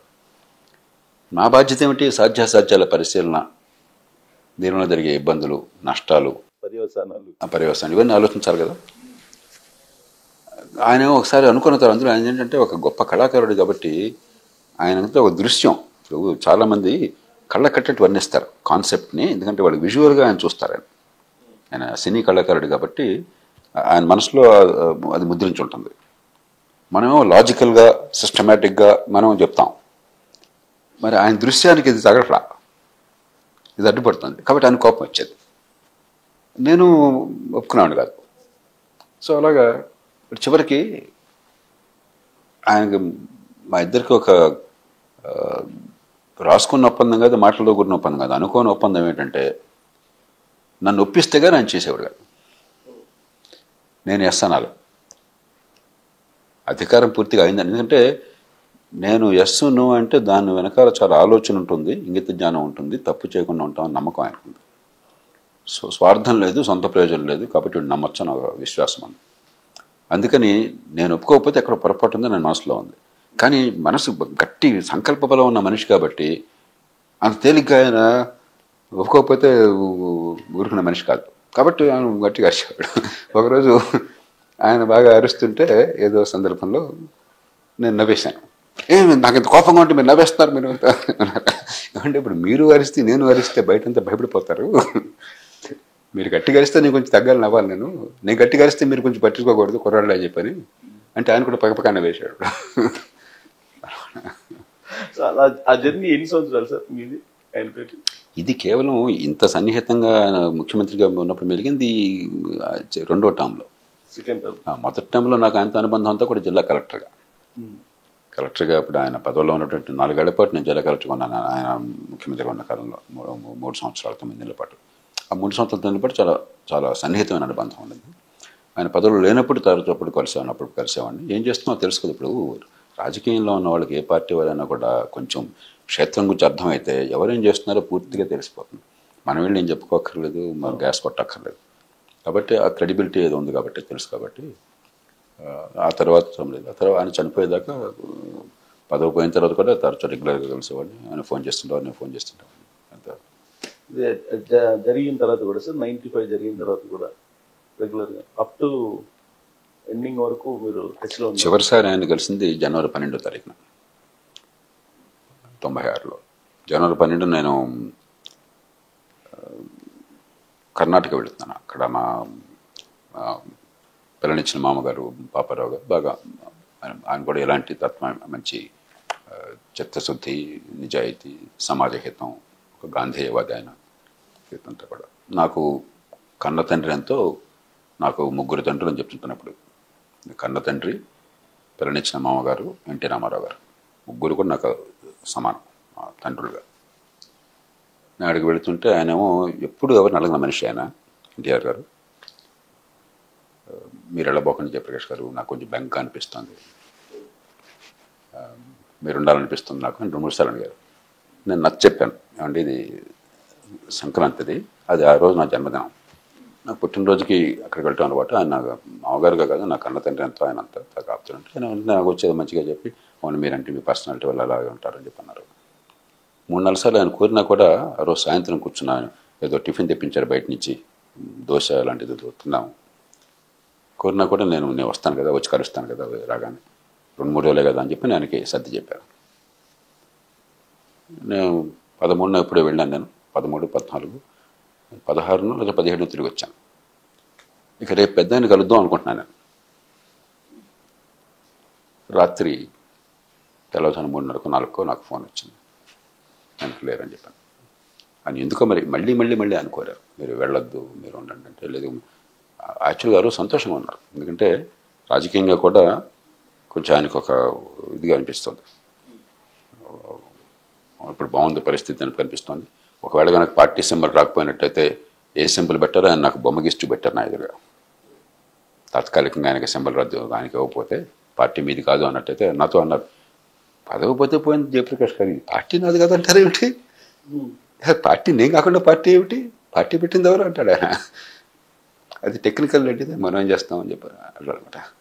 అది చివరి చేసినారు. అందుకని నాకు ఇప్పుడు కళ్ళు చెమరుస్తాయి తలుచుకుంటే. ఆ రోజున మనం అనుకోలేం కదా రేపు ఎట్లా ఉంటుందని చెప్పాను. అది కానీ ఆయన ఉంటే మీరు చాలాసేపు ఆయన నన్ను మళ్ళీ బ్రతిమలాడు. ఆయన చాలా ఆత్మగౌరవం మనిషి, ఎవరిని ఏది కోరడానికి. ఆ రోజున ఎందుకో మరి ఆయన కనిపించింది అట్లాగా సెంటిమెంటల్గాను. నేనేమో అక్కడికి తప్పనిసరి వెళ్ళాలి, తిరిగి కలుస్తాను కదా నేను అనుకుంటున్నాను. అదే చివరి చూపని నేను అనుకోలేదు. యాక్చువల్గా సార్ ఆయన పర్సనల్ ఇష్యూస్ మీతో షేర్ చేసుకునే వల్ల ఒకసారి నాతో ఆయనే షేర్ చేసుకోవడానికి ప్రయత్నం చేశారు ఢిల్లీలో. నేను వద్దని చెప్పాను కర్కశంగా. జయప్రకాష్ గారు, నేను మీకంటే ఆప్తులు ఎవరు లేరు నాకు, నేను మనసులో ఉన్నవి పంచుకోవాలి మీతోను అంటే మీరు చాలా చేయొద్దు, నా బాధ్యత మీ రాష్ట్రంలో మీరు పరిపాలన చేయడానికి మీకు అండగా ఉంటాం. నా మనసులో వేరే పడినట్టయితే మీ వ్యక్తిగతమైనవి కానీ మిగతావి పడినాయి అనుకోండి, అది నా మనసుని కలుషితం చేస్తుంది, నేను సరైన సలహా ఇవ్వలేను. అంటే మీకంటే ఆప్తులు ఎవరు ఉన్నారు, నా మనసులో వేదన పంచుకోవాలి కదా అన్నారు. తప్పు చేశాను బహుశా నేను చెప్పాను కదా, కర్కశంగా ఉండేవాడిని ఆ రోజుల్లో. చిన్న విషయాలు గీత గీశాను నేను నా దృష్టిలో అది కరెక్ట్ అది. కానీ ఒక మనిషిగా ఆయన మనసులో ఎంత బాధ ఉంటే ఆయన కోరుంటాడు. అందుకని నేను వినడానికి సిద్ధపడలా. అక్కడ ఫుల్ స్టాప్ పడిపోయింది. మరి నేను వినను అంటే ఏం చేస్తాను? కానీ మీకు కనిపిస్తున్నాయి అంటే వినకపోయినప్పటికీ జరుగుతున్నటువంటి పరిణామాలు అవన్నీ మీకు కనిపించేవి కదా? లేదు, నిజంగా నాకు కనిపించేవి కాదు. ఎందుకంటే నేను కొంచెం నల్లనివన్నీ నీళ్లు తెల్లనివన్నీ లేపాలంట మనిషిని. తర్వాత నన్ను గురించి తెలిసిన వాళ్ళు ఎవరికైనా కూడా నేను ఏం చేస్తాను, ఏ సందర్భంలో ఏ రకంగా వ్యవహరిస్తాను అన్నది 100% ప్రెడిక్టబుల్. దీనిలో ఏమీ డొనాల్డ్ ట్రంప్ లాగా అన్ప్రెడిక్టబిలిటీ ఏం లేదు. ఎలా స్పందిస్తానన్నది కరతలా మలకం, నాకు సూటిగా వెళ్ళిపోతాను అందరికీ తెలుసు. తర్వాత పార్టీలో కుటుంబంలో చిన్న చిన్న ఇవన్నీ వింటున్నాను. నా వరకు నేను దాన్ని ఒక హద్దు పెట్టేశాను. ఉదాహరణకి నేను మొట్టమొదటి ఆయన్ని కలిసినప్పుడు అధికారికంగా మళ్ళీ ఆయన ముఖ్యమంత్రి కార్యాలయంలో కాసేపు క్వశ్చన్ ప్రెస్ అయిన తర్వాత ఆయనకు బ్రీఫ్ చేయబోతున్నప్పుడు లక్ష్మీభారతి గారు అంటున్నారు, ఇది అధికారిక విషయం, లక్ష్మీభారతి గారు మీరు దయచేసి మీరు వెళ్ళండి అని చెప్పాను. వారు కొంచెం సందేహంగా ఆయనకు చూశారు. లక్ష్మి నువ్వు వెళ్ళిపో అన్నారు. That's all. ఇక ఆ తర్వాత ఎప్పుడు అధికారిక విషయాలు ఆయన నేను తప్ప కుటుంబంలో ఇంకోటి ప్రసక్తి లేదు. కాబట్టి అలా నేను గీత గీసాను. అంచేత మనవరు మన పని చేయడం తప్ప మిగతా నేను పట్టించుకోలేదు. సో పరిపాలనలో అడ్మినిస్ట్రేషన్ ఇష్యూస్లో ఎప్పుడు లక్ష్మీభారతి గారు ఇన్వాల్వ్మెంట్ అసలు లేదు. మౌలికమైన పరిపాలన సంబంధ విషయాల్లో పెద్ద విషయాల్లో ఎక్కడ నేను ఘంటపథంగా చెప్పాను. ఎందుకంటే నాకు తెలియకుండా నా ప్రమేయం లేకుండా పెద్ద నిర్ణయం ఒక్కటి కూడా జరగలేదు. ఆ ఏ నిర్ణయంలోనూ మూడో మనిషి పాత్ర లేదు. చెప్పాను కదా, మొట్టమొదటి సంభాషణలోనే ఉండడానికి వీలుదన్నా దర్శాలండి. అలాగే నేను కలెక్టర్గా ఉండగా నాకు బాగా గుర్తుంది, ఈస్ట్ గోదావరిలో అప్పుడు వారి విజయంకులు ఎన్టీఆర్ గారు విజయంకులు, ఆయన కాకినాడే గెస్ట్ హౌస్లో అంటే గెస్ట్ హౌస్లో అంటే నేను ముఖ్యమంత్రి గారిని కలవడానికి వచ్చాను. కాసేపు కూర్చున్నాం, ఏదో కాఫీ టీ అనుకుని కూర్చున్నారు, వారు వెంకలో కూర్చున్నారు. అయిన తర్వాత అధికారికంగా మాట్లాడేటప్పుడు సూర్యారావు గారు ఉంటాను వారి పేరు, సూర్యారావు గారు ముఖ్యమంత్రి గారితో అధికారికంగా మేము మాట్లాడాలి, మీరు దయచేసి అక్కడ కూర్చొని చెప్పంటే ఆయన కొంచెం చూశారు. బాబు గారు మీరు అక్కడ కూర్చొని పంపించారండి. సో అక్కడ ఆయనకి చాలా స్పష్టత ఉంది, నాకు చాలా స్పష్టత ఉంది. సార్ వీళ్ళిద్దరిది ఎలా ఉండేది, చంద్రబాబు నాయుడు గారు డాక్టర్ దగ్గుబాటి వెంకటేశ్వరరావు గారిని? వాళ్ళ మధ్య గొడవలు నాకు తెలియవు. అడ్మినిస్ట్రేషన్ పరిపాలన అంటే ఇప్పుడు ఒక్కొక్కరి శైలి ఒక్కరి రకంగా ఉంటుంది. చంద్రబాబు నాయుడు గారు ఏంటంటే రాజకీయంలో వ్యూహాలు కొంచెం ఆలోచించడము, అందరినీ కలుపుకుపోవటము, తన బలాన్ని పెంచుకోవటము, కార్యసాధన ఎట్లా ఒకట్లా చేయటం. అది వెంకటేశ్వర గారు ఏంటంటే కొంచెం ముక్కు సిట్టి మనిషి, ఆయనకి లౌక్యం తక్కువ, ఇప్పటి నిజాయితీ పెద్ద. ఇప్పుడు ఒకరికి తత్వం ఉంటుంది. అడ్మినిస్ట్రేషన్ వీళ్ళ ఇన్వాల్వ్మెంట్ ఉంటేదా? ముఖ్యమంత్రిగా పరిపాలనలో చంద్రబాబు నాయుడు గారు సహజంగా ఆర్థిక మంత్రి, రెవెన్యూ మంత్రి కదా, లేకుండా ఉంటుంది, లేకుండా ఎట్లా ఉంటుంది, ఉండాలి కదా. అసలు నేను గట్టిగా వాదించేవాడిని. అదే డెసిషన్స్ విషయంలో డెఫినెట్గా ఇప్పుడు అది మీరు అతి సీనియర్ మినిస్టర్గా పెట్టుకున్న తర్వాత మంత్రుల పాత్ర లేకుండా ఎలా ఉంటుంది. కానీ ఎవరికి లొంగే పరిస్థితి ఉండేది కదా. ఎందుకంటే ఆయన ముఖ్యమంత్రి గారు ఒకసారి నిర్ణయం తీసుకుంటే కఠినంగా తీసుకుంటే వీళ్ళెవరు కూడా ఎదురు చెప్పే మనుషులు కూడా కాదు. ముఖ్యమంత్రి గారి దగ్గర ఎదురు చెప్పే ఆయనతో పోట్లాడింది. కాకపోతే కొన్ని కీలకమైన విషయాలు సహజంగానే క్యాబినెట్లో కానీ బయట కానీ చర్చలు ఉంటాయి, వాళ్ళ పార్టీలో కానీ నచ్చచెప్పని ప్రయత్నం చేసేవారు. అంతే తప్ప ఆయన స్థాయి మనకు తెలుసు కదా. ఎన్టీ రామారావు గారికి ఉంటే ప్రజల్లో ఆదరణ కానీ ఆయన మనోబలం కానీ సంకల్పం కానీ తెలుసు కదా. సార్ లాస్ట్లో అసెంబ్లీ జరిగింది కదా, అసెంబ్లీకి రామారావు గారు కూడా అటెండ్ అయ్యారు కదా. అటెండ్ అయినప్పుడు అప్పుడు స్పీకర్ మాట్లాడనివ్వలేదు అనేది ఉంటుంది కదా. అప్పుడు యనమల రామకృష్ణ నేను అప్పుడు అసెంబ్లీ లేను, ఎందుకంటే అప్పటికి ఆయన ముఖ్యమంత్రి గారు కాదు కాబట్టి ముఖ్యమంత్రి గారి ఆయన పదవి ఆ రోజు అయిపోతుంది, ప్రమాణ స్వీకారం జరుగుతున్న రోజున పొద్దున్న మేము ఆయన కార్యాలయంలో పనిచేస్తున్న అధికారులను సెలవు తీసుకోవడం కోసం వెళ్ళాం, వీడ్కోలు కోసం అని చెప్పాను. నేను అనుకున్నాను ఇంత పెద్ద సంఘటన జరిగిన తర్వాత ఆయన నిర్ఘాంతపోయి ఉంటారు, డిప్రెషన్లో ఉంటారు. మామూలుగా రోజు పొద్దున్న 4:30కి ఎప్పుడో వచ్చేసేవారు అక్కడికి. ఇవాళ బస్సు నిద్రపోయి ఉంటారు, మేము టైంకి వెళ్ళాం చూద్దామని చెప్పాను. ఆయన టైంకి వచ్చి కూర్చున్నారు. అసలు ప్రపంచంలో మనిషి ఎవరిని ఉంటారా? ఆ వయసున్న మనిషి అంత పెద్ద రాజకీయ భూకంపం వచ్చిన తర్వాత, అధికార మార్పిడి జరిగిన తర్వాత ఆ రోజు కూడా ఆఫీసులో కూర్చున్నాను. అప్పుడు మేమంతా సెలవు తీసుకున్నాం. నేను చెప్పాల్సింది చెప్పాను. ఇప్పుడు నాతో ఒక మాట అన్నారు జయప్రకాష్ గారు, ఎన్నో సందర్భాల్లో మీరు గట్టిగా చెప్పారు, నాకు వినకపోవడం పొరపాటు చేశాను అన్నారు. నిజానికి కొన్ని సందర్భాల్లో ఆయన కొంచెం కఠినంగా వ్యవహరిస్తా అంటే నేను వారించాను. ఏనాడు కూడా మీరు వారించారు, లేకపోతే గొడవ లేకుండా చేసామని చెప్పి నాతో అలా ఆయన. నేను అడ్డుకున్నాను. కాబట్టి ఆయన చాలా గొప్ప హృదయం అండి. ఆ రోజు మీరు వెళ్ళినప్పుడు సేమ్ ఇంతకుముందు ప్రీవియస్ గా ఉన్నారు, అలానే ఉంటారు. టైంకి వచ్చి కూర్చున్నాను ఆయన. అంటే డిప్రెషన్ కానీ అట్లీస్ట్ బాధ కానీ ఏం కనిపించలేదు. ఇప్పుడు అంతకు ముందు రోజు 2 రోజుల ముందు హాస్పిటలైజేషన్ అయింది, పాపం అదే మన కఫం వచ్చింది అంతాను. మరి అందులో ఆ వయసు, ఈ జరిగిన సందర్భము, అప్పుడే సిక్నెస్ వచ్చింది, ఎంత గందరగోళం కావాలా? హాయిగా పడుకోవాలి కదా కనీసం.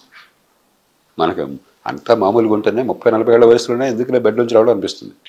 పొద్దున్నే వాకింగ్ ఎక్సర్సైజ్ టైంకి రావాలని చెప్పంటే ఎందుకులే ఒక అరగంట ఆపుదాం అనిపిస్తుంది. ఆయన క్రమశిక్షణ, ఆయన ఒకసారి అనుకున్న తర్వాత సంకల్ప బలం మనం ఊహించేది కాదు. సార్ ఇప్పుడు ఆ గవర్నమెంట్ మార్పిడి జరగబోతుంది అనేది సింటమ్స్ మీరు ముందే అలర్ట్ చేసలేదు? నేను ఊహిస్తే జరిగేది కాదు. నేను ఆ మాట ముందు ఇప్పుడు చెప్తాను. నేను చెప్పాను నల్లవల్లి నీళ్ళు తెల్లవల్లి పాలు అంటున్నాను నేను. ఏదో ఇప్పుడు పార్టీ లోపల అంతర్గతంగా కొంచెం మల్లాగల్లాలు ఉన్నవి, తర్వాత కుటుంబం లోపల కొన్ని ఏదో కలతలు ఉంటాయి కదా. ప్రతి కుటుంబంలో కూడా ఏంటంటే బయట ప్రపంచానికి కనిపించినవి ఉంటాయి. ఇప్పుడు మీ మీద నాకు, నా మీద మీకు కొన్ని అపార్థాలు ఉంటాయి, కొన్ని ఉంటాయి, చిన్న సంఘటనలు పెద్ద అనుకోవచ్చు, ఇది ఉంటుంది. అందుకని ఆ రోజున చంద్రబాబు నాయుడు గారు వచ్చి ఎన్టీఆర్ గారు కలుస్తున్నప్పుడు నేను బయటకు వచ్చున్నాను. ఎప్పుడు నేను బయట ఉండను. 2-3 సార్లు ఆయన నాకు ఫోన్ చేశారు, లోపల నుంచి జయప్రకాష్ గారు మీరు రండి అని చెప్పాను. నేను చెప్పానంటే లేదండి, కుటుంబంలో బాగా కలతలు ఉన్నాయి, బయట వాడిని ఉంటే నేను ఎంత మీకు ఆపుతుండైనా కూడా నా ఎదురుగా మీరు బయటపడలేరు, నేనుంటే మీకు అవరోధం అవుతాను. కొంచెం ఏదో కాసేపు అరుచుకున్నా, ఇంకోటి చేసినా, కన్నీళ్లు గాచినా కూడా నేను లేకుండా ఉంటే అది సర్దుకుపోతుందని చెప్పి నేను అన్నాను. 2 సార్లు ఆయన ఫోన్ చేశారు నాకు. 2 సార్లు నేను నచ్చ చెప్పి నేను వెళ్ళా. అది కూడా కరెక్ట్ నిర్ణయం కాదేమో నాకు తెలియదు, మన చేతుల్లో ఏముంది కానీ మన చేత నేను పెద్దగా అంతకుమించి లోతుగా పట్టించుకున్నాను. జరిగిన తర్వాత బాబు గారు కలిసారా?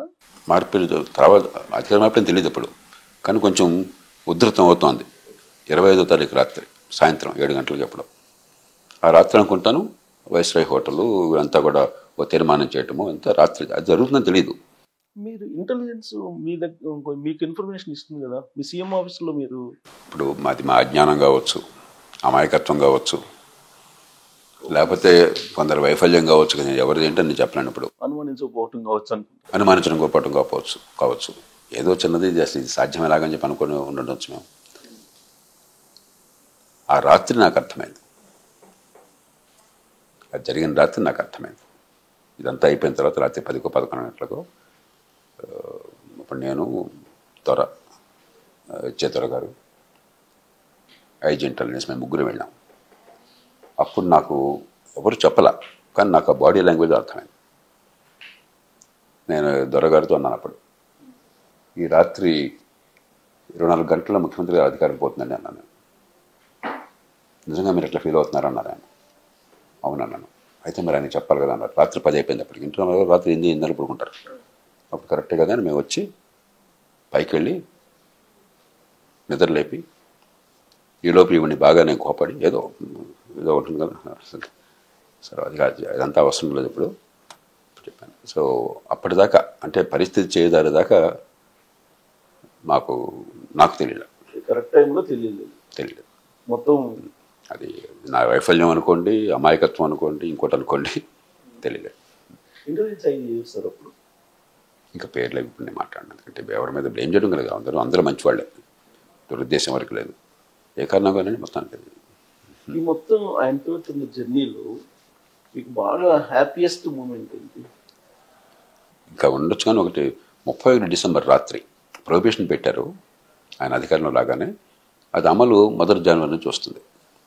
31 డిసెంబరు అల్లు రామలింగయ్య గారు వచ్చారు. రామలింగయ్య గారు కొంచెం అలవాటు.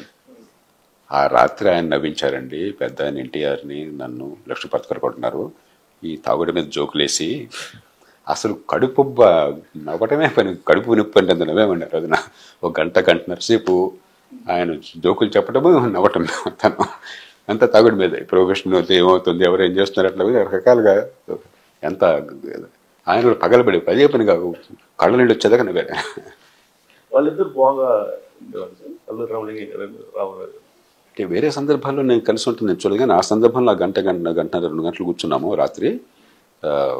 గొప్ప అంటే ఎన్టీ రామారావు ఏంటంటే నాకు అర్థమైనంత వరకు కళారంగంలో, ఇతర రంగాల్లో కూడా, ప్రజాజీవనంలో తర్వాత కూడా ఎక్కడైనా సరే ప్రతిభ ఉన్నట్టయితే ఆయన పూర్తిగా దానికి దాసం అయిపోతారు. ఆ ప్రతిభను అవకాశం ఇవ్వటము, వాళ్ళని పెంచటము, గౌరవించటము, అది సహజ లక్షణం ఆయనకి. సో వీళ్ళందరికీ అనుబంధం ఉంది ఆయనతో. సినిమా రంగంలో ఏం దొరుకుతుందో నాకు తెలియదు, నాకు ఆ అనుభవం అని కాదు, ఆసక్తి పెద్దగా కూడా లేదు. కాబట్టి అంచేత చాలా క్లోజ్ రిలేషన్షిప్, హార్ట్ఫుల్ రిలేషన్స్ ఉండేవి ఒంటిలోంచి. ఎందుకంటే ఆయనకి జలసీ లేదు. ఆయన ఎంత ఎత్తునున్నాడంటే ఇంకొకటి చూసి ఇచ్చిపోయే తత్వం ఆయనకి లేదు. ఇంకొకటి తక్కువ చేస్తానని చెప్పాను కదా, ఇంకొకరిని తక్కువ కూర్చొని చేసి మాట్లాడటం నేను వినలేదు. కళాకారులను గురించి కానీ, ఇతర రాజకీయవేత్తలను గురించి కానీ తక్కువ చేసి మాట్లాడటం నేను వినలేదు, చులకనంగా మాట్లాడటం నేను వినలేదు. అది ఎవరికి సాధ్యం అంటే అపారమైన ఆత్మగౌరవం ఉన్న వాళ్ళకి, మంచి హృదయం ఉన్న వాళ్ళకి మాత్రమే సాధ్యం. ఈర్ష్యపడడం ఎప్పుడు అవుతుంది, నాకంటే వాడు ఉన్నతంగా ఉన్నాడు అనుకోవడం ఈర్ష్య వస్తుంది. మీకు ఆత్మగౌరవం అంటే ఈర్ష్య ఎందుకు వస్తుంది? మీకు నిష్కల్మష హృదయం అన్నట్టయితే ఇతరులు తక్కువగా చేసే ఇతరులు మంచి వస్తారు, మీరు కొంచెం మంచిగా చెప్తారు. మంచిగా చెప్పే అవకాశం పెద్దగా అయితే మౌనంగా ఉంటారు. కానీ అలాంటి స్వచ్ఛమైన మనసు ఉన్నటువంటి ఎన్టీ రామారావు గారి మీద రంగా గారి మచ్చ పడింది. అది అప్పుడు బహుశా మీరు సీఎం ఆఫీస్లో లేరనుకుంటున్నాను. నేను ఇప్పుడు ప్రకాశం జిల్లాలో ఉన్నాను. ఒకే ఒక్క సందర్భంలో నేను ఎప్పుడన్నా బాధపడింది ఉంటే నా నిర్ణయానికి, కృష్ణా జిల్లా కలెక్టర్గా ఎన్టీఆర్ కోరినా వద్దన్నానని. అప్పుడు నేను నాలాంటి వాడు ఉంటే నిష్కర్షగా బిహేవ్ చేసేవాడిని. అక్కడ ఏమైంది బహుశా నాకు తెలియదు, ఏం జరిగిందో వివరాలు తెలియవు, కానీ దూరం నుంచి నాకు అర్థమైంది ఏంటంటే స్థానికంగా రాజకీయ ప్రభావం, కులం ప్రభావం, పార్టీ ప్రభావం రకరకాలు ఉంటాయి. వాటన్నిటిని తట్టుకుని సమన్యాయం ఇస్తున్నాను విశ్వాసాన్ని సమన్యాయం ఇవ్వటమే కాదు, ఇస్తున్నామని విశ్వాసాన్ని కలిగించి కొన్ని సందర్భాలు అవసరమైతే కర్కశంగా పనిచేసే పరిపాలన ఉన్నాను అనుకోండి, పరిస్థితి చేజాటం. అలా కాకుండా రాజు నుంచి రాజభక్తి చూపెడుతున్నారన్న భావాన్ని కలిగించారనుకోండి, తెలుసో తెలియకో పరిస్థితి చేజారిపోతుంది. అప్పుడు అనుకున్నాను, నేను ఉంటే పొరపాటు కూడా ధరనిచ్చేవాడిని కాదు, ఎక్కడికి కట్ చేసేవాడిని అని చెప్పాను. కానీ ఆయన మీద ఒక మచ్చ అనేది పడిలేదు అప్పుడు. అది నాకు తెలియదు, కానీ ఖచ్చితంగా ఒక ముఖ్యమంత్రికి ఆయన కులాలు, ప్రాంతాలు, ఒక రకంగా చూస్తే పార్టీలకు అతీతమైన మనిషి. అలాంటి మనిషికి మరి కులాల కారణంగా అంత గందరగోళం అయిపోయి ఒక శాసనసభ్యుడు చనిపోవటమే కాకుండా ఆ తర్వాత జరిగినటువంటి దానికి చాలామంది ఆస్తులు, కొంతమంది ప్రాణాలు బలి కావటం అన్నది, అందులో కులాల పేరుతో సంకుల సమరం జరగడం అనేది ఆయన గుండెని ఎంత వేధించి ఉంటుంది మనం ఊహించగలం కదా. ఖచ్చితంగా అది ఆయనకి మనసు గాయపడి ఉంటుంది అన్నమాట.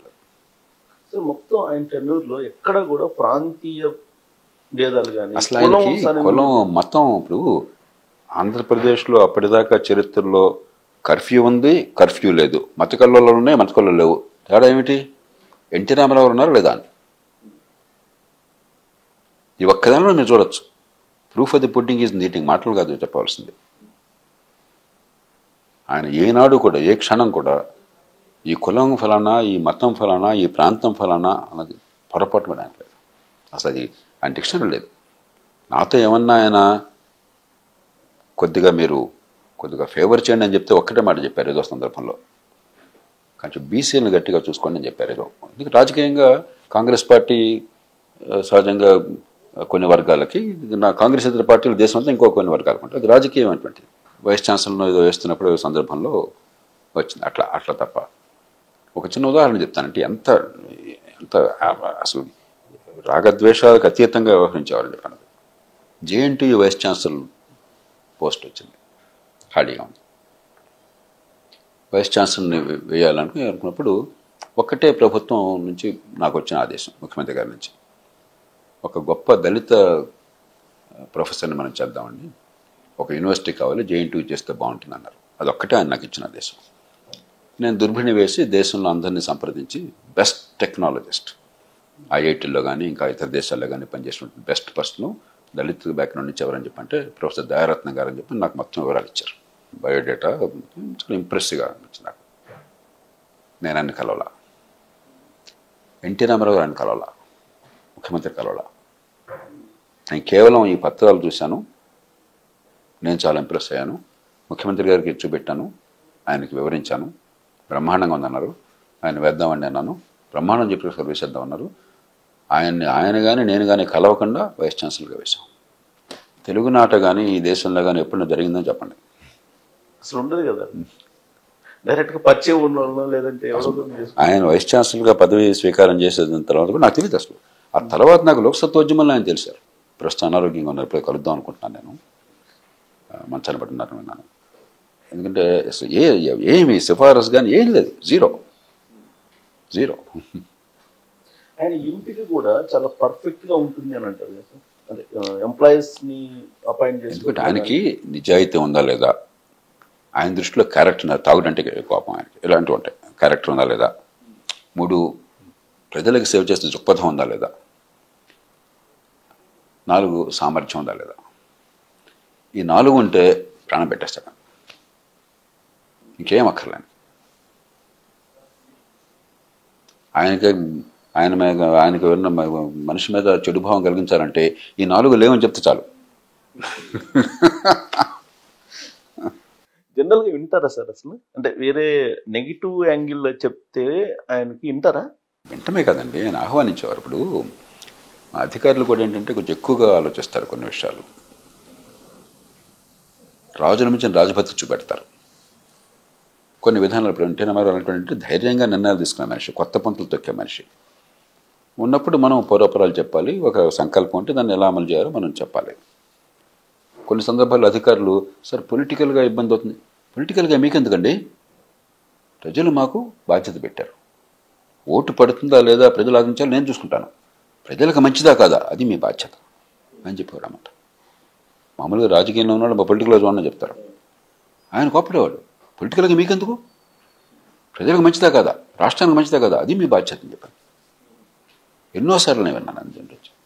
సార్ ఫస్ట్ టైం సీఎంగా చేసినప్పటికీ సెకండ్ టైం ఆయన చాలా మెజారిటీతో గెలిచారు కదా 94లో. అప్పటికి ఇప్పటికి అడ్మినిస్ట్రేషన్లో ఏమన్నా తేడా గమనించారు? రెండోసారి చాలా మందికి తెలియకపోవచ్చు కానీ మొట్టమొదటిసారి ఏంటంటే చాలా కొత్త పంతులు చాలా చేశారు. అదే సమయంలో కొన్ని పొరపాట్లు జరిగినాయి, పరిస్థితి అనుకూలంగా లేదు. రెండోసారికి ఏమైంది, ఆర్థిక సంస్కరణలు వచ్చినాయి దేశంలో. రెండోది ఆయనకి చాలా పరిణతి వచ్చింది. మూడోది 5 ఏళ్ల పాటు అధికారాన్ని కోల్పోయినా కూడా ప్రజలు మళ్ళీ అంత పెద్ద ఎత్తున మద్దతు తీసుకోవడం ఆయనకి ప్రజల్లో అపారమైన కృతజ్ఞత కనిపించింది నాకు. మొదటిసారి ఇప్పుడు సమాజమైన దేవాలయం ప్రజలందరూ వెళ్ళినవారు ఎప్పుడు కూడా, కానీ రెండోసారి అది మరింతగా అంతర్లీనమైంది నాకు అర్థమైనంత వరకు. ఈ ప్రజలు నన్ను ఎత్తున పెట్టుకున్నారు అని చెప్పి అన్నది ఆయనకి బాగా మరింత బలంగా అనిపించింది. కాబట్టి రెండోసారి ఆయన ఒక ఋషిలాగా అయిపోయినాడు. మిగతా శారీరక చికాకులు ఉన్నాయి కానీ అయినా పని చేసేవారు.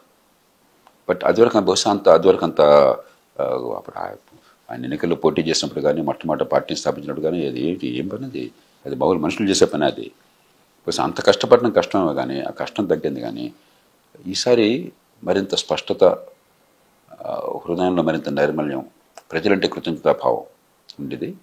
అందుకనే ఆయన చాలా స్పష్టంగా రాష్ట్ర భవిష్యత్తు మార్చడం కోసం చెప్పని ఒక ఎజెండా ఏర్పరచుకున్నారు. విద్య, ఆరోగ్యం 2 అంశాల మీదే మొట్టమొదటిసారిగా దేశ చరిత్రలో బస్సు ఇప్పటిదాకా జరగలేమండి. ఈ రెంట్లో ఏం చేయాలి, ఎలా చేయాలనే అంశాల మీదే కలెక్టర్స్ కాన్ఫరెన్స్ పెట్టారు. విద్య, ఆరోగ్యం మీద మాత్రమే కలెక్టర్స్ కాన్ఫరెన్స్ పెట్టిన చరిత్రలో సందర్భం ఉందండి కదా. ఈయనంతా పెడితే మర్నాడు పేపర్లో హెడ్లైన్స్ ఏమిటి, పార్టీలో ఈ లొక్కలొక్కలు. అంటే ఈ టీవీలు, పత్రికలు, ఈ గొడవలన్నీ. కాబట్టి పరిపాలనలో ఏం చేయాలనే సంకల్పాన్ని రోజువారీ ఈ రాజకీయంలో ఉన్నటువంటి పుకార్లు, వదంతులు, ఈ చిన్న చిన్న గొడవలు ఇవన్నీ కప్పేసినాయి. కాబట్టి రాజకీయంగా దాన్ని ఏ కారణమన్నా నేను చెప్పలేను, అది సరిగ్గా నడవలేదు. కానీ పరిపాలన వరకు ఈ దేశాన్ని, ఈ రాష్ట్రాన్ని మార్చడం వరకు చాలా స్పష్టత ఉన్నారు. ఉదాహరణకి ఆయన ముఖ్యమంత్రి అయిన తర్వాత ఆయనకి నాకు ఒక ఆందోళన ఏమిటి, పివి నరసింహారావు గారు, మన్మోహన్ సింగ్ గారు ఆర్థిక సంస్కరణలు తీసుకొచ్చారు. ఎన్టీ రామారావు గారు, నేను చెప్పాను కదా, 44వ సంవత్సరంలో ఆర్థిక సంస్కరణ అన్న మాట లేనప్పుడే ఆయన పెట్టుబడులు అంటే పూర్తిగా దాన్ని అనుకోవాలి. ఆయన ప్రభుత్వం చేయాలా, మార్కెట్ చేయాలని దానికి చాలా స్పష్టమైన అవగాహన ఉంది. భాష, ఆర్థిక శాస్త్రవేత్తలు వాడే భాష వాడకపోవచ్చు, ఇంగిత జ్ఞానంతో కూడిన ఆలోచన ఉన్నది. కాబట్టి ఆయన ఏంటి, ఇది కాంగ్రెస్ పార్టీకి వ్యతిరేకమైన ఓటే కానీ ఆర్థిక సంస్కరణలకు వ్యతిరేకమైన ఓటు కాదు. ఆ సంకేతాన్ని ఇవ్వాలి. అందుకే ఆయన పివి నరసింహ గారికి ఇచ్చిన గౌరవం, ఆయన ప్రతిపక్షంలో ఉన్నా కూడా, రాష్ట్రం అధికారం కోల్పోయినా కూడా ఆయనకు అడ్డు పెట్టకుండా ఆయన గెలిపించారు. ప్రధానమంత్రికి ఎప్పుడు ఆయన గౌరవించారు. నేను, ప్రధానమంత్రి గారు, ఎన్టీఆర్ గారు, నేను ముగ్గురమే స్వయంగా కూర్చొని 2 గంటలు మాట్లాడుకున్నాం ప్రధానమంత్రి కార్యాలయంలో ఢిల్లీలో. నాకు తెలుసు. కాబట్టి ఎంత గౌరవం చూపెట్టాను. కేవలం మన రాష్ట్ర మనిషినే కాదు, ఈ దేశానికి ఇది అవసరము, చాలా తప్పులు చేసాము, లైసెన్స్ పర్మిట్ కొట్టరాజ్యం అన్న భావం స్పష్టంగా ఉంది ఆయనకి. కాబట్టి ఆయనకి పాండిత్యం కాగితాల మీద లేకపోవచ్చు కానీ కామన్ సెన్స్ చాలా ఉండదు. ఏదో సందర్భంలో ఈ సరళీకరణ, ఈ పోటీ, విద్యుత్ రంగంలో పనిచేయదని మేమంతా గట్టిగా వాదిస్తున్నాం. విద్యుత్ రంగం వేరు, ఇక్కడ మరి ట్రాన్స్మిషన్ ఉంటుంది, డిస్ట్రిబ్యూషన్ ఉంటుంది, ఇవన్నీ ఉంటాయి. మరి మిగతా రంగాల్లో కాదు అని గట్టిగా వాదిస్తున్నాం. ఇవన్నీ కాదు జయప్రకాష్ గారు, ఏముంది, మీరు మార్కెట్కి వెళ్ళారు, కూరగాయల మార్కెట్కి వెళ్ళారు, వంకాయలు కొనుక్కోవాలా, వాడికి వంకాయలు చూపెడతాడు, ఒక ఆయన 10 అంటాడు, 10 రూపాయలు 12 రూపాయలు అంటాడు. మీరు చూసి స్వచ్ఛత ఆలోచించి మీరు నిన్న బాగుంటే ఇస్తున్నారు, బాగుంటే అదిస్తున్నారు. విద్యుత్ కూడా ఎందుకు ఉండకూడదు, విద్యుత్ కూడా అంటాడు ఆయన. అది సాధ్యం కాదని మేము అంటాం. కానీ మేము తప్పని తెలియదు. ఎందుకంటే బ్రిటన్లో అదే పద్ధతి ప్రవేశపెట్టారు. మార్గరెట్ థాచర్ టైంలో విద్యుత్ని దాదాపు కమోడిటీగా మార్చేశారు. అంటే ఒక రకంగా ఆయనకి దానిలో మళ్ళీ ఆయనకి ఎక్స్పర్టీజ్ లేదు, నైపుణ్యం లేదు, పాండిత్యం లేదు, కానీ కామన్ సెన్స్ ఉంది. మేమందరం బాగా నైపుణ్యం ఉంది, పాండిత్యం ఉంది అనుకుంటే మేమంతా అడ్డుపడుతున్నాం. సో ఆయన ఏంటంటే ఒక ఇంట్యూటివ్గా ఎందుకు ఇలా జరగకూడదని చెప్పిన గట్టిగా వాదించారు. మేము ఎందుకు జరుగుతుంది, ఎలా జరుగుతుందని చెప్పి అనుకునే వాళ్ళం మేము. అదనమాట. ఇంకోటి సార్, ఇప్పుడు జనరల్గా ప్రజాధనాన్ని, ప్రజలు ఇచ్చినటువంటి అధికారాన్ని ఇప్పుడు ఏ విధంగా ఉపయోగిస్తారో తెలుసు. ఆయన అసలు ప్రజాధనాన్ని ఆయనలాగా కాపాడే మనిషి చరిత్రలో ఉండండి. కారు పనిచేయట్లేదు, ఇంటెలిజెన్స్ వాళ్ళు వచ్చి నాకు కంప్లైంట్ చేశారు. కారు పికప్ లేదండి ముఖ్యమంత్రి గారిది, సెక్యూరిటీ మీద వెళ్తుంటే మరి కారు స్లోగా వెళ్తుంటే ప్రమాదం అవుతుంది, ముఖ్యమంత్రి సాఫ్ట్ టార్గెట్ అయిపోతారు, ఒక మంచి కారు కావాలంటే నేను చెప్పాను సెక్యూరిటీకి మంచిది కాదు, అది కారు ఒకటి తీసుకుందాం, 2 లక్షల రూపాయల కారు, అంబాసిడరే ఏముంది అంటే ఏమన్నారు తెలుసా, డబ్బులు వేస్ట్ అవుతాయి జయప్రకాష్ గారు, రాష్ట్రం ఆర్థిక సంక్షోభంలో ఉంది, రిపేర్ చేస్తే పోలా అన్నారు. లేదంటే మనకి మీకు రిస్క్ ఉన్నది, మంచిది కాదు అని చెప్పంటే పర్లేదు వద్దులేండి అన్నారు. రిపేర్ చేశా. 2 లక్షల రూపాయలు కారు కొనకుండా ఎన్టీ రామారావు లాంటి స్థాయి గల నాయకుడు, సొంత కారు కావాలంటే 1 కోటి రూపాయలతో కొనగల శక్తి ఉన్న నాయకుడు, ప్రజాధనం పోకూడదు, వృధా కాకూడదని చెప్పని 2 లక్షల రూపాయల కారుకి 10,000-15,000 రిపేర్ చేసి నడిపించాం.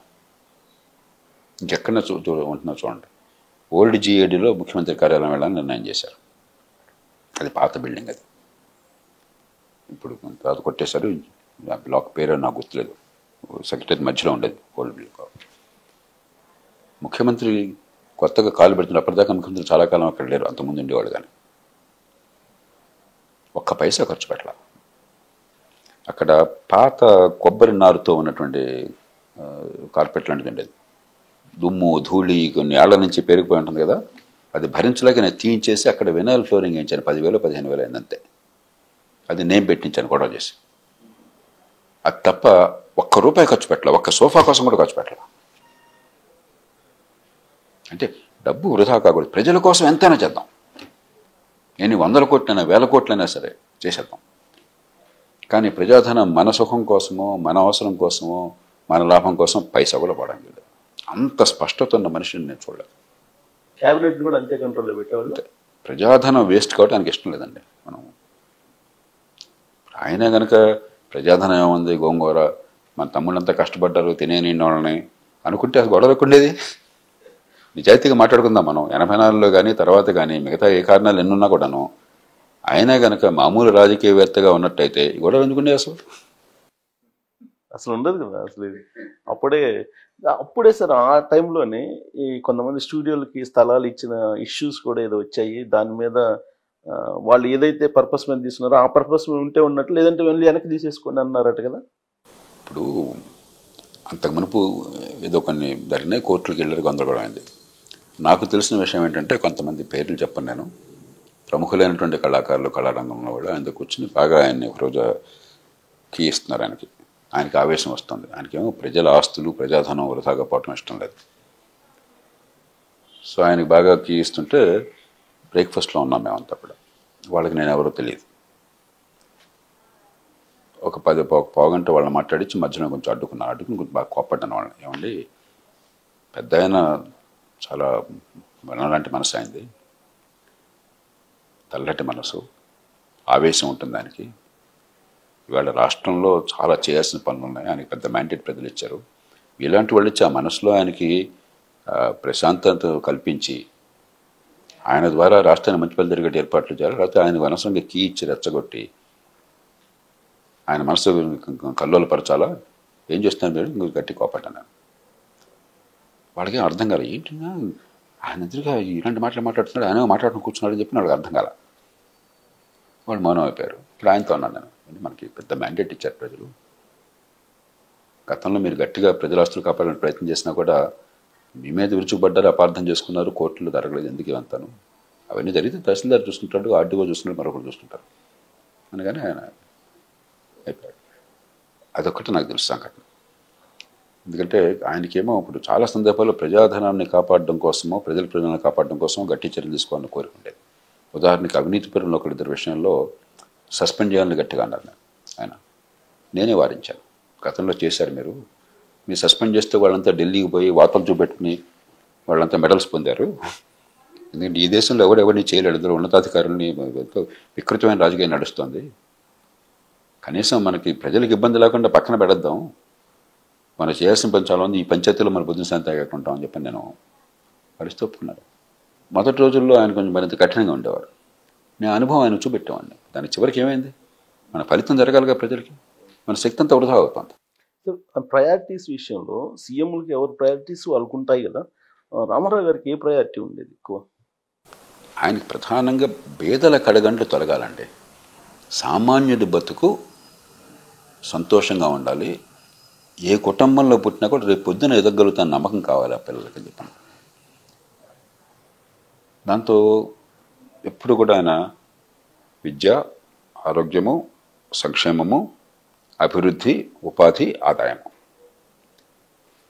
రెండోది ప్రభుత్వం అన్నది శాంతి భద్రతలు, చట్టము, అందరికీ న్యాయం జరగడం కోసం చాలా గట్టి సంకల్పం. ఆయన ఎప్పుడు నాకు కొన్ని వ్యక్తిగత అనుబంధాలు చెప్పేవారు. తమిళనాడులో ఆయన ఒక ఇల్లు కొంటే డబ్బులు తీసుకుని ఆయన ఇల్లు ఇవ్వనన్నాడు.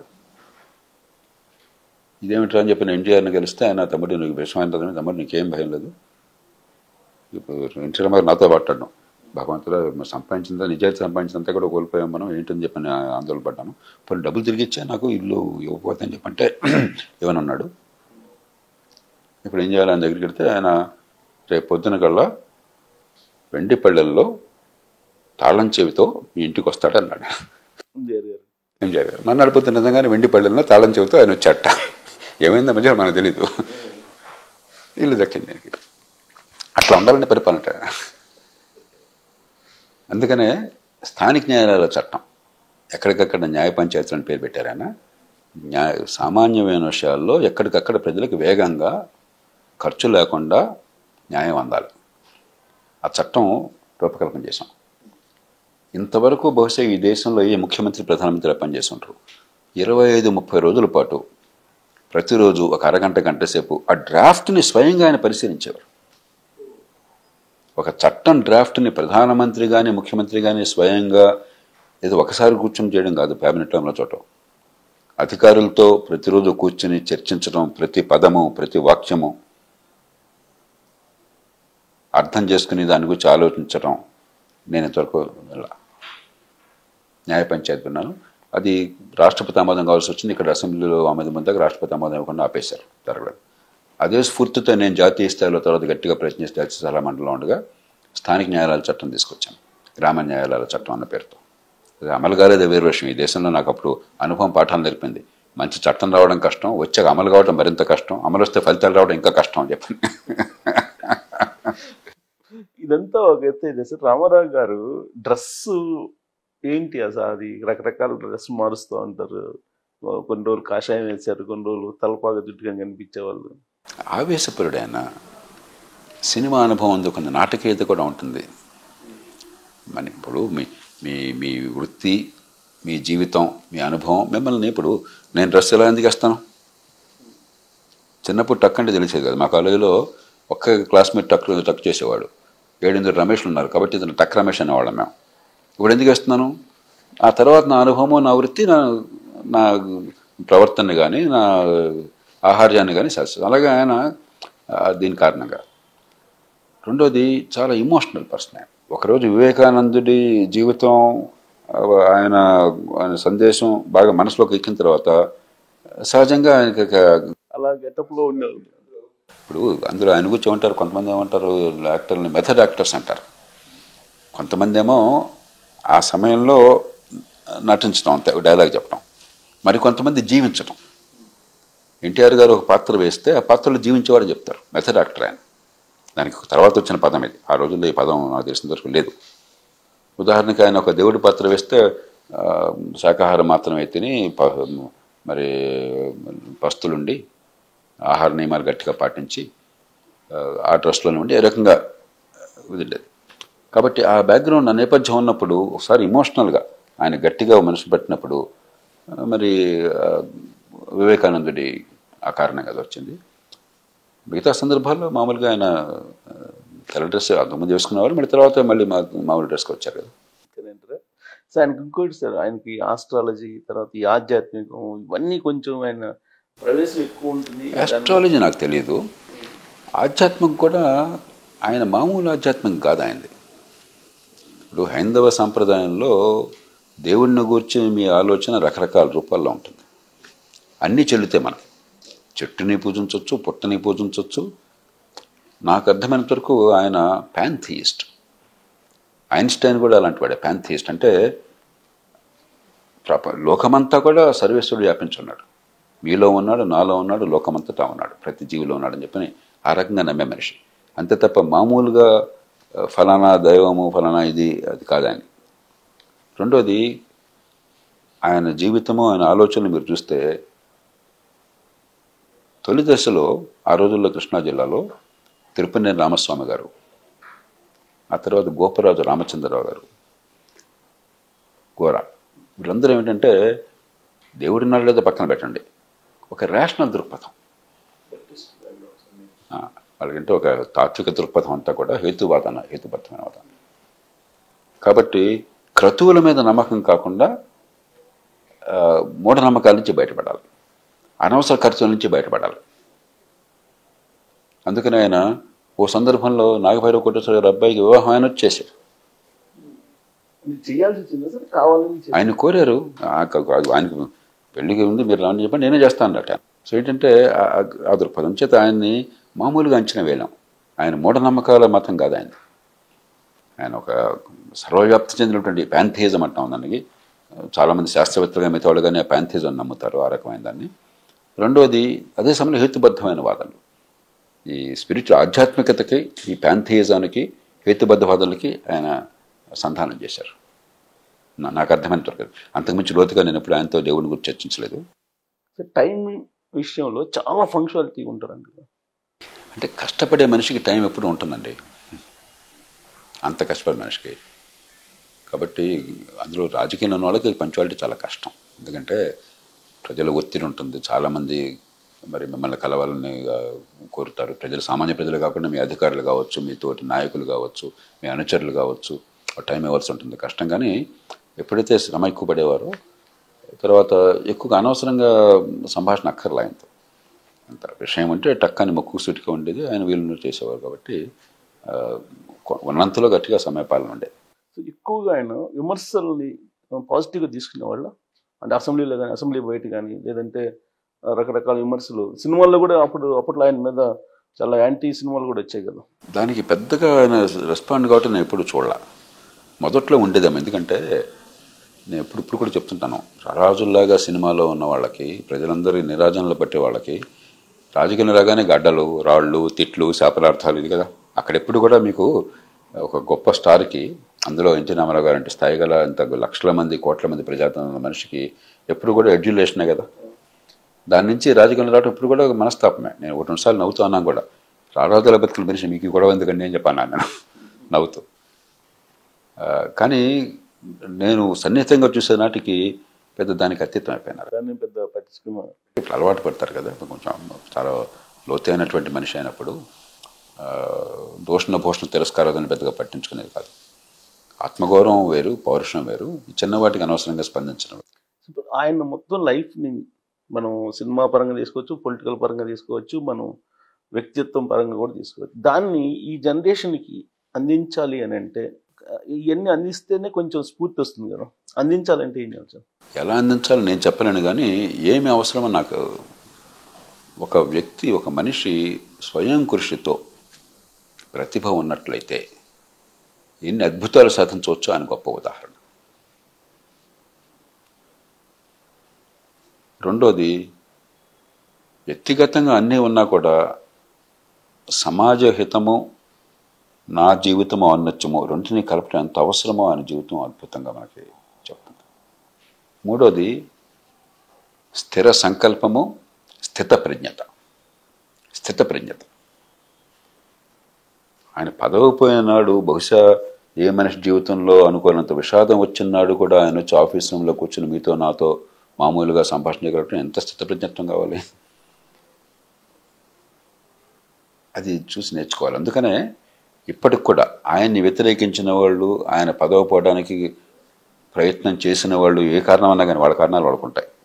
వాళ్ళు కూడా నలుగురు కలిస్తే ఎన్నో సందర్భాలు నేను గమనించాను, ఆయన గురించి మాట్లాడతారు, ఆప్యాయంగా మాట్లాడతారు, ప్రేమతో మాట్లాడతారు, గౌరవంతో మాట్లాడతారు. అంటే ఆయన ప్రభావం చుట్టూ ఉన్న వాళ్ళ మీద, ఆయన మీద వ్యతిరేకించిన వాళ్ళ మీద కూడా, కొన్ని సందర్భాల్లో ఆయనకు ఎదురు తిరిగిన వాళ్ళ మీద కూడా నేను ఇంకో మనిషిని చూడాలి. అలాగా మామూలుగా అయితే ఇష్టం లేకపోతే తిట్టుకుంటారు, వదిలేస్తారు. ఆయన గురించి అట్లా కాదు. పేర్లు చెప్పను నేను. ఆయన వ్యతిరేకించేవాళ్ళ మామూలుగా వ్యతిరేకించేవాళ్ళు కాదు, ఆయన అభిమానులే. మళ్ళీ ఒకప్పుడు ఆయన ముఖ్యమంత్రి పదవి పోయిన తర్వాత ఇప్పుడు ఒకసారి నాకు ఫోన్ చేశారు. ఏదో ఒక కుర్రవాడికి ఏదో చిన్న ఉద్యోగం ఇప్పించాలనుంది మరి అని చెప్పి నాకు ఆయన స్వయంగా ఫోన్ చేశారు. నేను వెంటనే ఆయన పదవి పోవడానికి కారణమైన వాళ్ళలో ఒక పారిశ్రామికవేత్తగా ఫోన్ చేశాను. ఏమంటే పెద్ద ఆయన ఇప్పుడు నోరు తెరిచి అడగరు, ఆయన అనుకుంటున్నారు అంటే ఒక్క క్షణంలో అవుతుంది సార్. పెద్ద ఆయనకి అసలు అడగటం ఏంటి సార్, రేపు వెంటనే అయిపోయింది. ఆయన దింపేయడంలో కారకుడు ఈయన. సో ఆయన పరిపూర్ణమైనటువంటి జీవితాన్ని పొందారనుకోవచ్చా, లేదా పరిపూర్ణమైన మనిషి అనుకోవాలా? పరిపూర్ణమో కాదు నేను చెప్పలేను, కానీ ఒక గొప్ప జీవితం, అర్థవంతమైన జీవితం, ఫలవంతమైన జీవితం. అర్థవంతం ఆయన చేతుల్లో ఉంది, దానికి ఒక పర్పస్ అనేది. ఫలవంతం, ఫలాలు వచ్చినాయి సమాజానికి. ఒక గొప్ప కళాకారుడిగా ఇప్పటికి కూడా నేను మిస్సమ్మ సినిమా అంటే నాకు అసలు ఇంకొక ఆనందం కలగాలని ఇంకోటి లేదు. లేకపోతే మాయాబజార్ కానీ మరొకటి కానీ. కాబట్టి కళాకారుడిగా కానీ, ఆయనతో సన్నిహిత సంబంధం ఉన్న అదృష్టవంతులకి ఒక వ్యక్తిగా కానీ అనుభవం, పరిచయాలు, స్నేహాలు, ఒక రాజకీయవేత్తగా ఆ పరిస్థితిని, ఆ కాలాన్ని అధిగమించి ఆయన చేసిన తీరు, ఒక దారి చూపిన మార్గం, దాన్ని అర్థం చేసుకుంటే ఊరికే పైపైన విషయాలు కాకుండా కొంచెం లోతుకెళ్ళినట్టయితే కానీ ఖచ్చితంగా ఒక అర్థవంతమైన ఫలవంతమైన జీవితం. సో అందుకే మహోన్నతమైనటువంటి నాకు అనుమానం లేదు. నాకు ఆయన గురించి చెడుగా కానీ దుర్భాషలాడడం కానీ నేను వినలా. ప్రత్యర్థి పార్టీలు కూడా ప్రైవేట్గా వాళ్ళతో మాట్లాడండి, ఎవరు వేరే విధంగా చెప్పరు. ఉదాహరణకి ఆయన ముఖ్యమంత్రి కాగానే నన్ను కావాలని కోరారు, నేను ఒప్పుకోలే. నేనేమో ఈ గొడవలు ఏంటి, ఈ రాజకీయం ఈ గొడవలు నాకు పట్టవో, నాకు కొంచెం ఏదో గిరిగేసి కూర్చునేవాడు నేను. వెంకటరావు గారు నాతో నేను చాలా సన్నిహితంగా, ఆయనకు నాకు చాలా ప్రగాఢమైనటువంటి మైత్రి ఉన్నది. ఆయన నన్ను ఆదరించారు. నేను ఎన్టీ రామారావు గారు కలిసిన తర్వాత దారిన వెళుతూ రాజభవన్లో ఉండేవాడిని, ఇప్పుడు సెక్రటరీ గవర్నర్గా ఉండేవాడిని. దారిలో వెళుతూ వెళుతూ దారిలో ఉంటుంది, వారింటికి వెళ్ళాను నేను ఇంకొక అధికారి, సీనియర్ అధికారి వచ్చారు.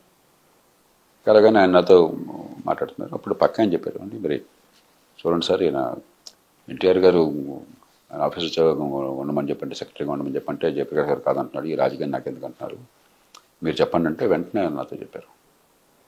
ఆయన రాజకీయ ప్రత్యర్థి మంగళరావు గారు. జయప్రకాష్ ఒక మంచి మనిషి, ఆయన ప్రజలకు మంచి చేయాలని మనసుపడుతున్నారు, ప్రజలు బ్రహ్మాండమైన మ్యాండేట్ ఇచ్చారు, మీరు సమర్థులు నిజాయితీ పేరు మనందరికీ తెలుసు, మీరు కావాలని ఆయన కోరుకుంటున్నాడు, ఎందుకు ప్రజల సంక్షేమం కోసం చెప్పని. మీకు కన్వీనియంట్ అయితే మీరు చేస్తాను, లేదంటే చేయనని చెప్పంటే మీకు ఏం ప్రజలంటే కమిట్మెంట్ ఉంటున్నాడు ఆయన. దానికి నా దగ్గర సమాధానం దొరకలా. నేను వెంటనే ఒప్పుకున్నాను. ఎన్టీ రామారావు కూడా తెలియదు ఆ సంగతి, నేను ఎప్పుడూ ఆయనతో చెప్పలేదు. ఆయన ప్రత్యర్థి, ఆయన రాజకీయ ప్రత్యర్థి. అది కాబట్టి ఆయన ప్రత్యర్థులకు సైతం రాజకీయంగా ఆయన 4 మాటలు అన్నా కూడా ఆయన ఔన్నత్యం వాళ్ళకి చాలా స్పష్టంగా అర్థమైంది. సార్ ఫైనల్గా బహుశా మీరు ఓపెన్గా అవ్వవచ్చేమో అనుకుంటున్నాను. మీరు ఆయన మరణం మీద ఇప్పటికీ అనుమానాలు ఉన్నాయి రకరకాలుగా.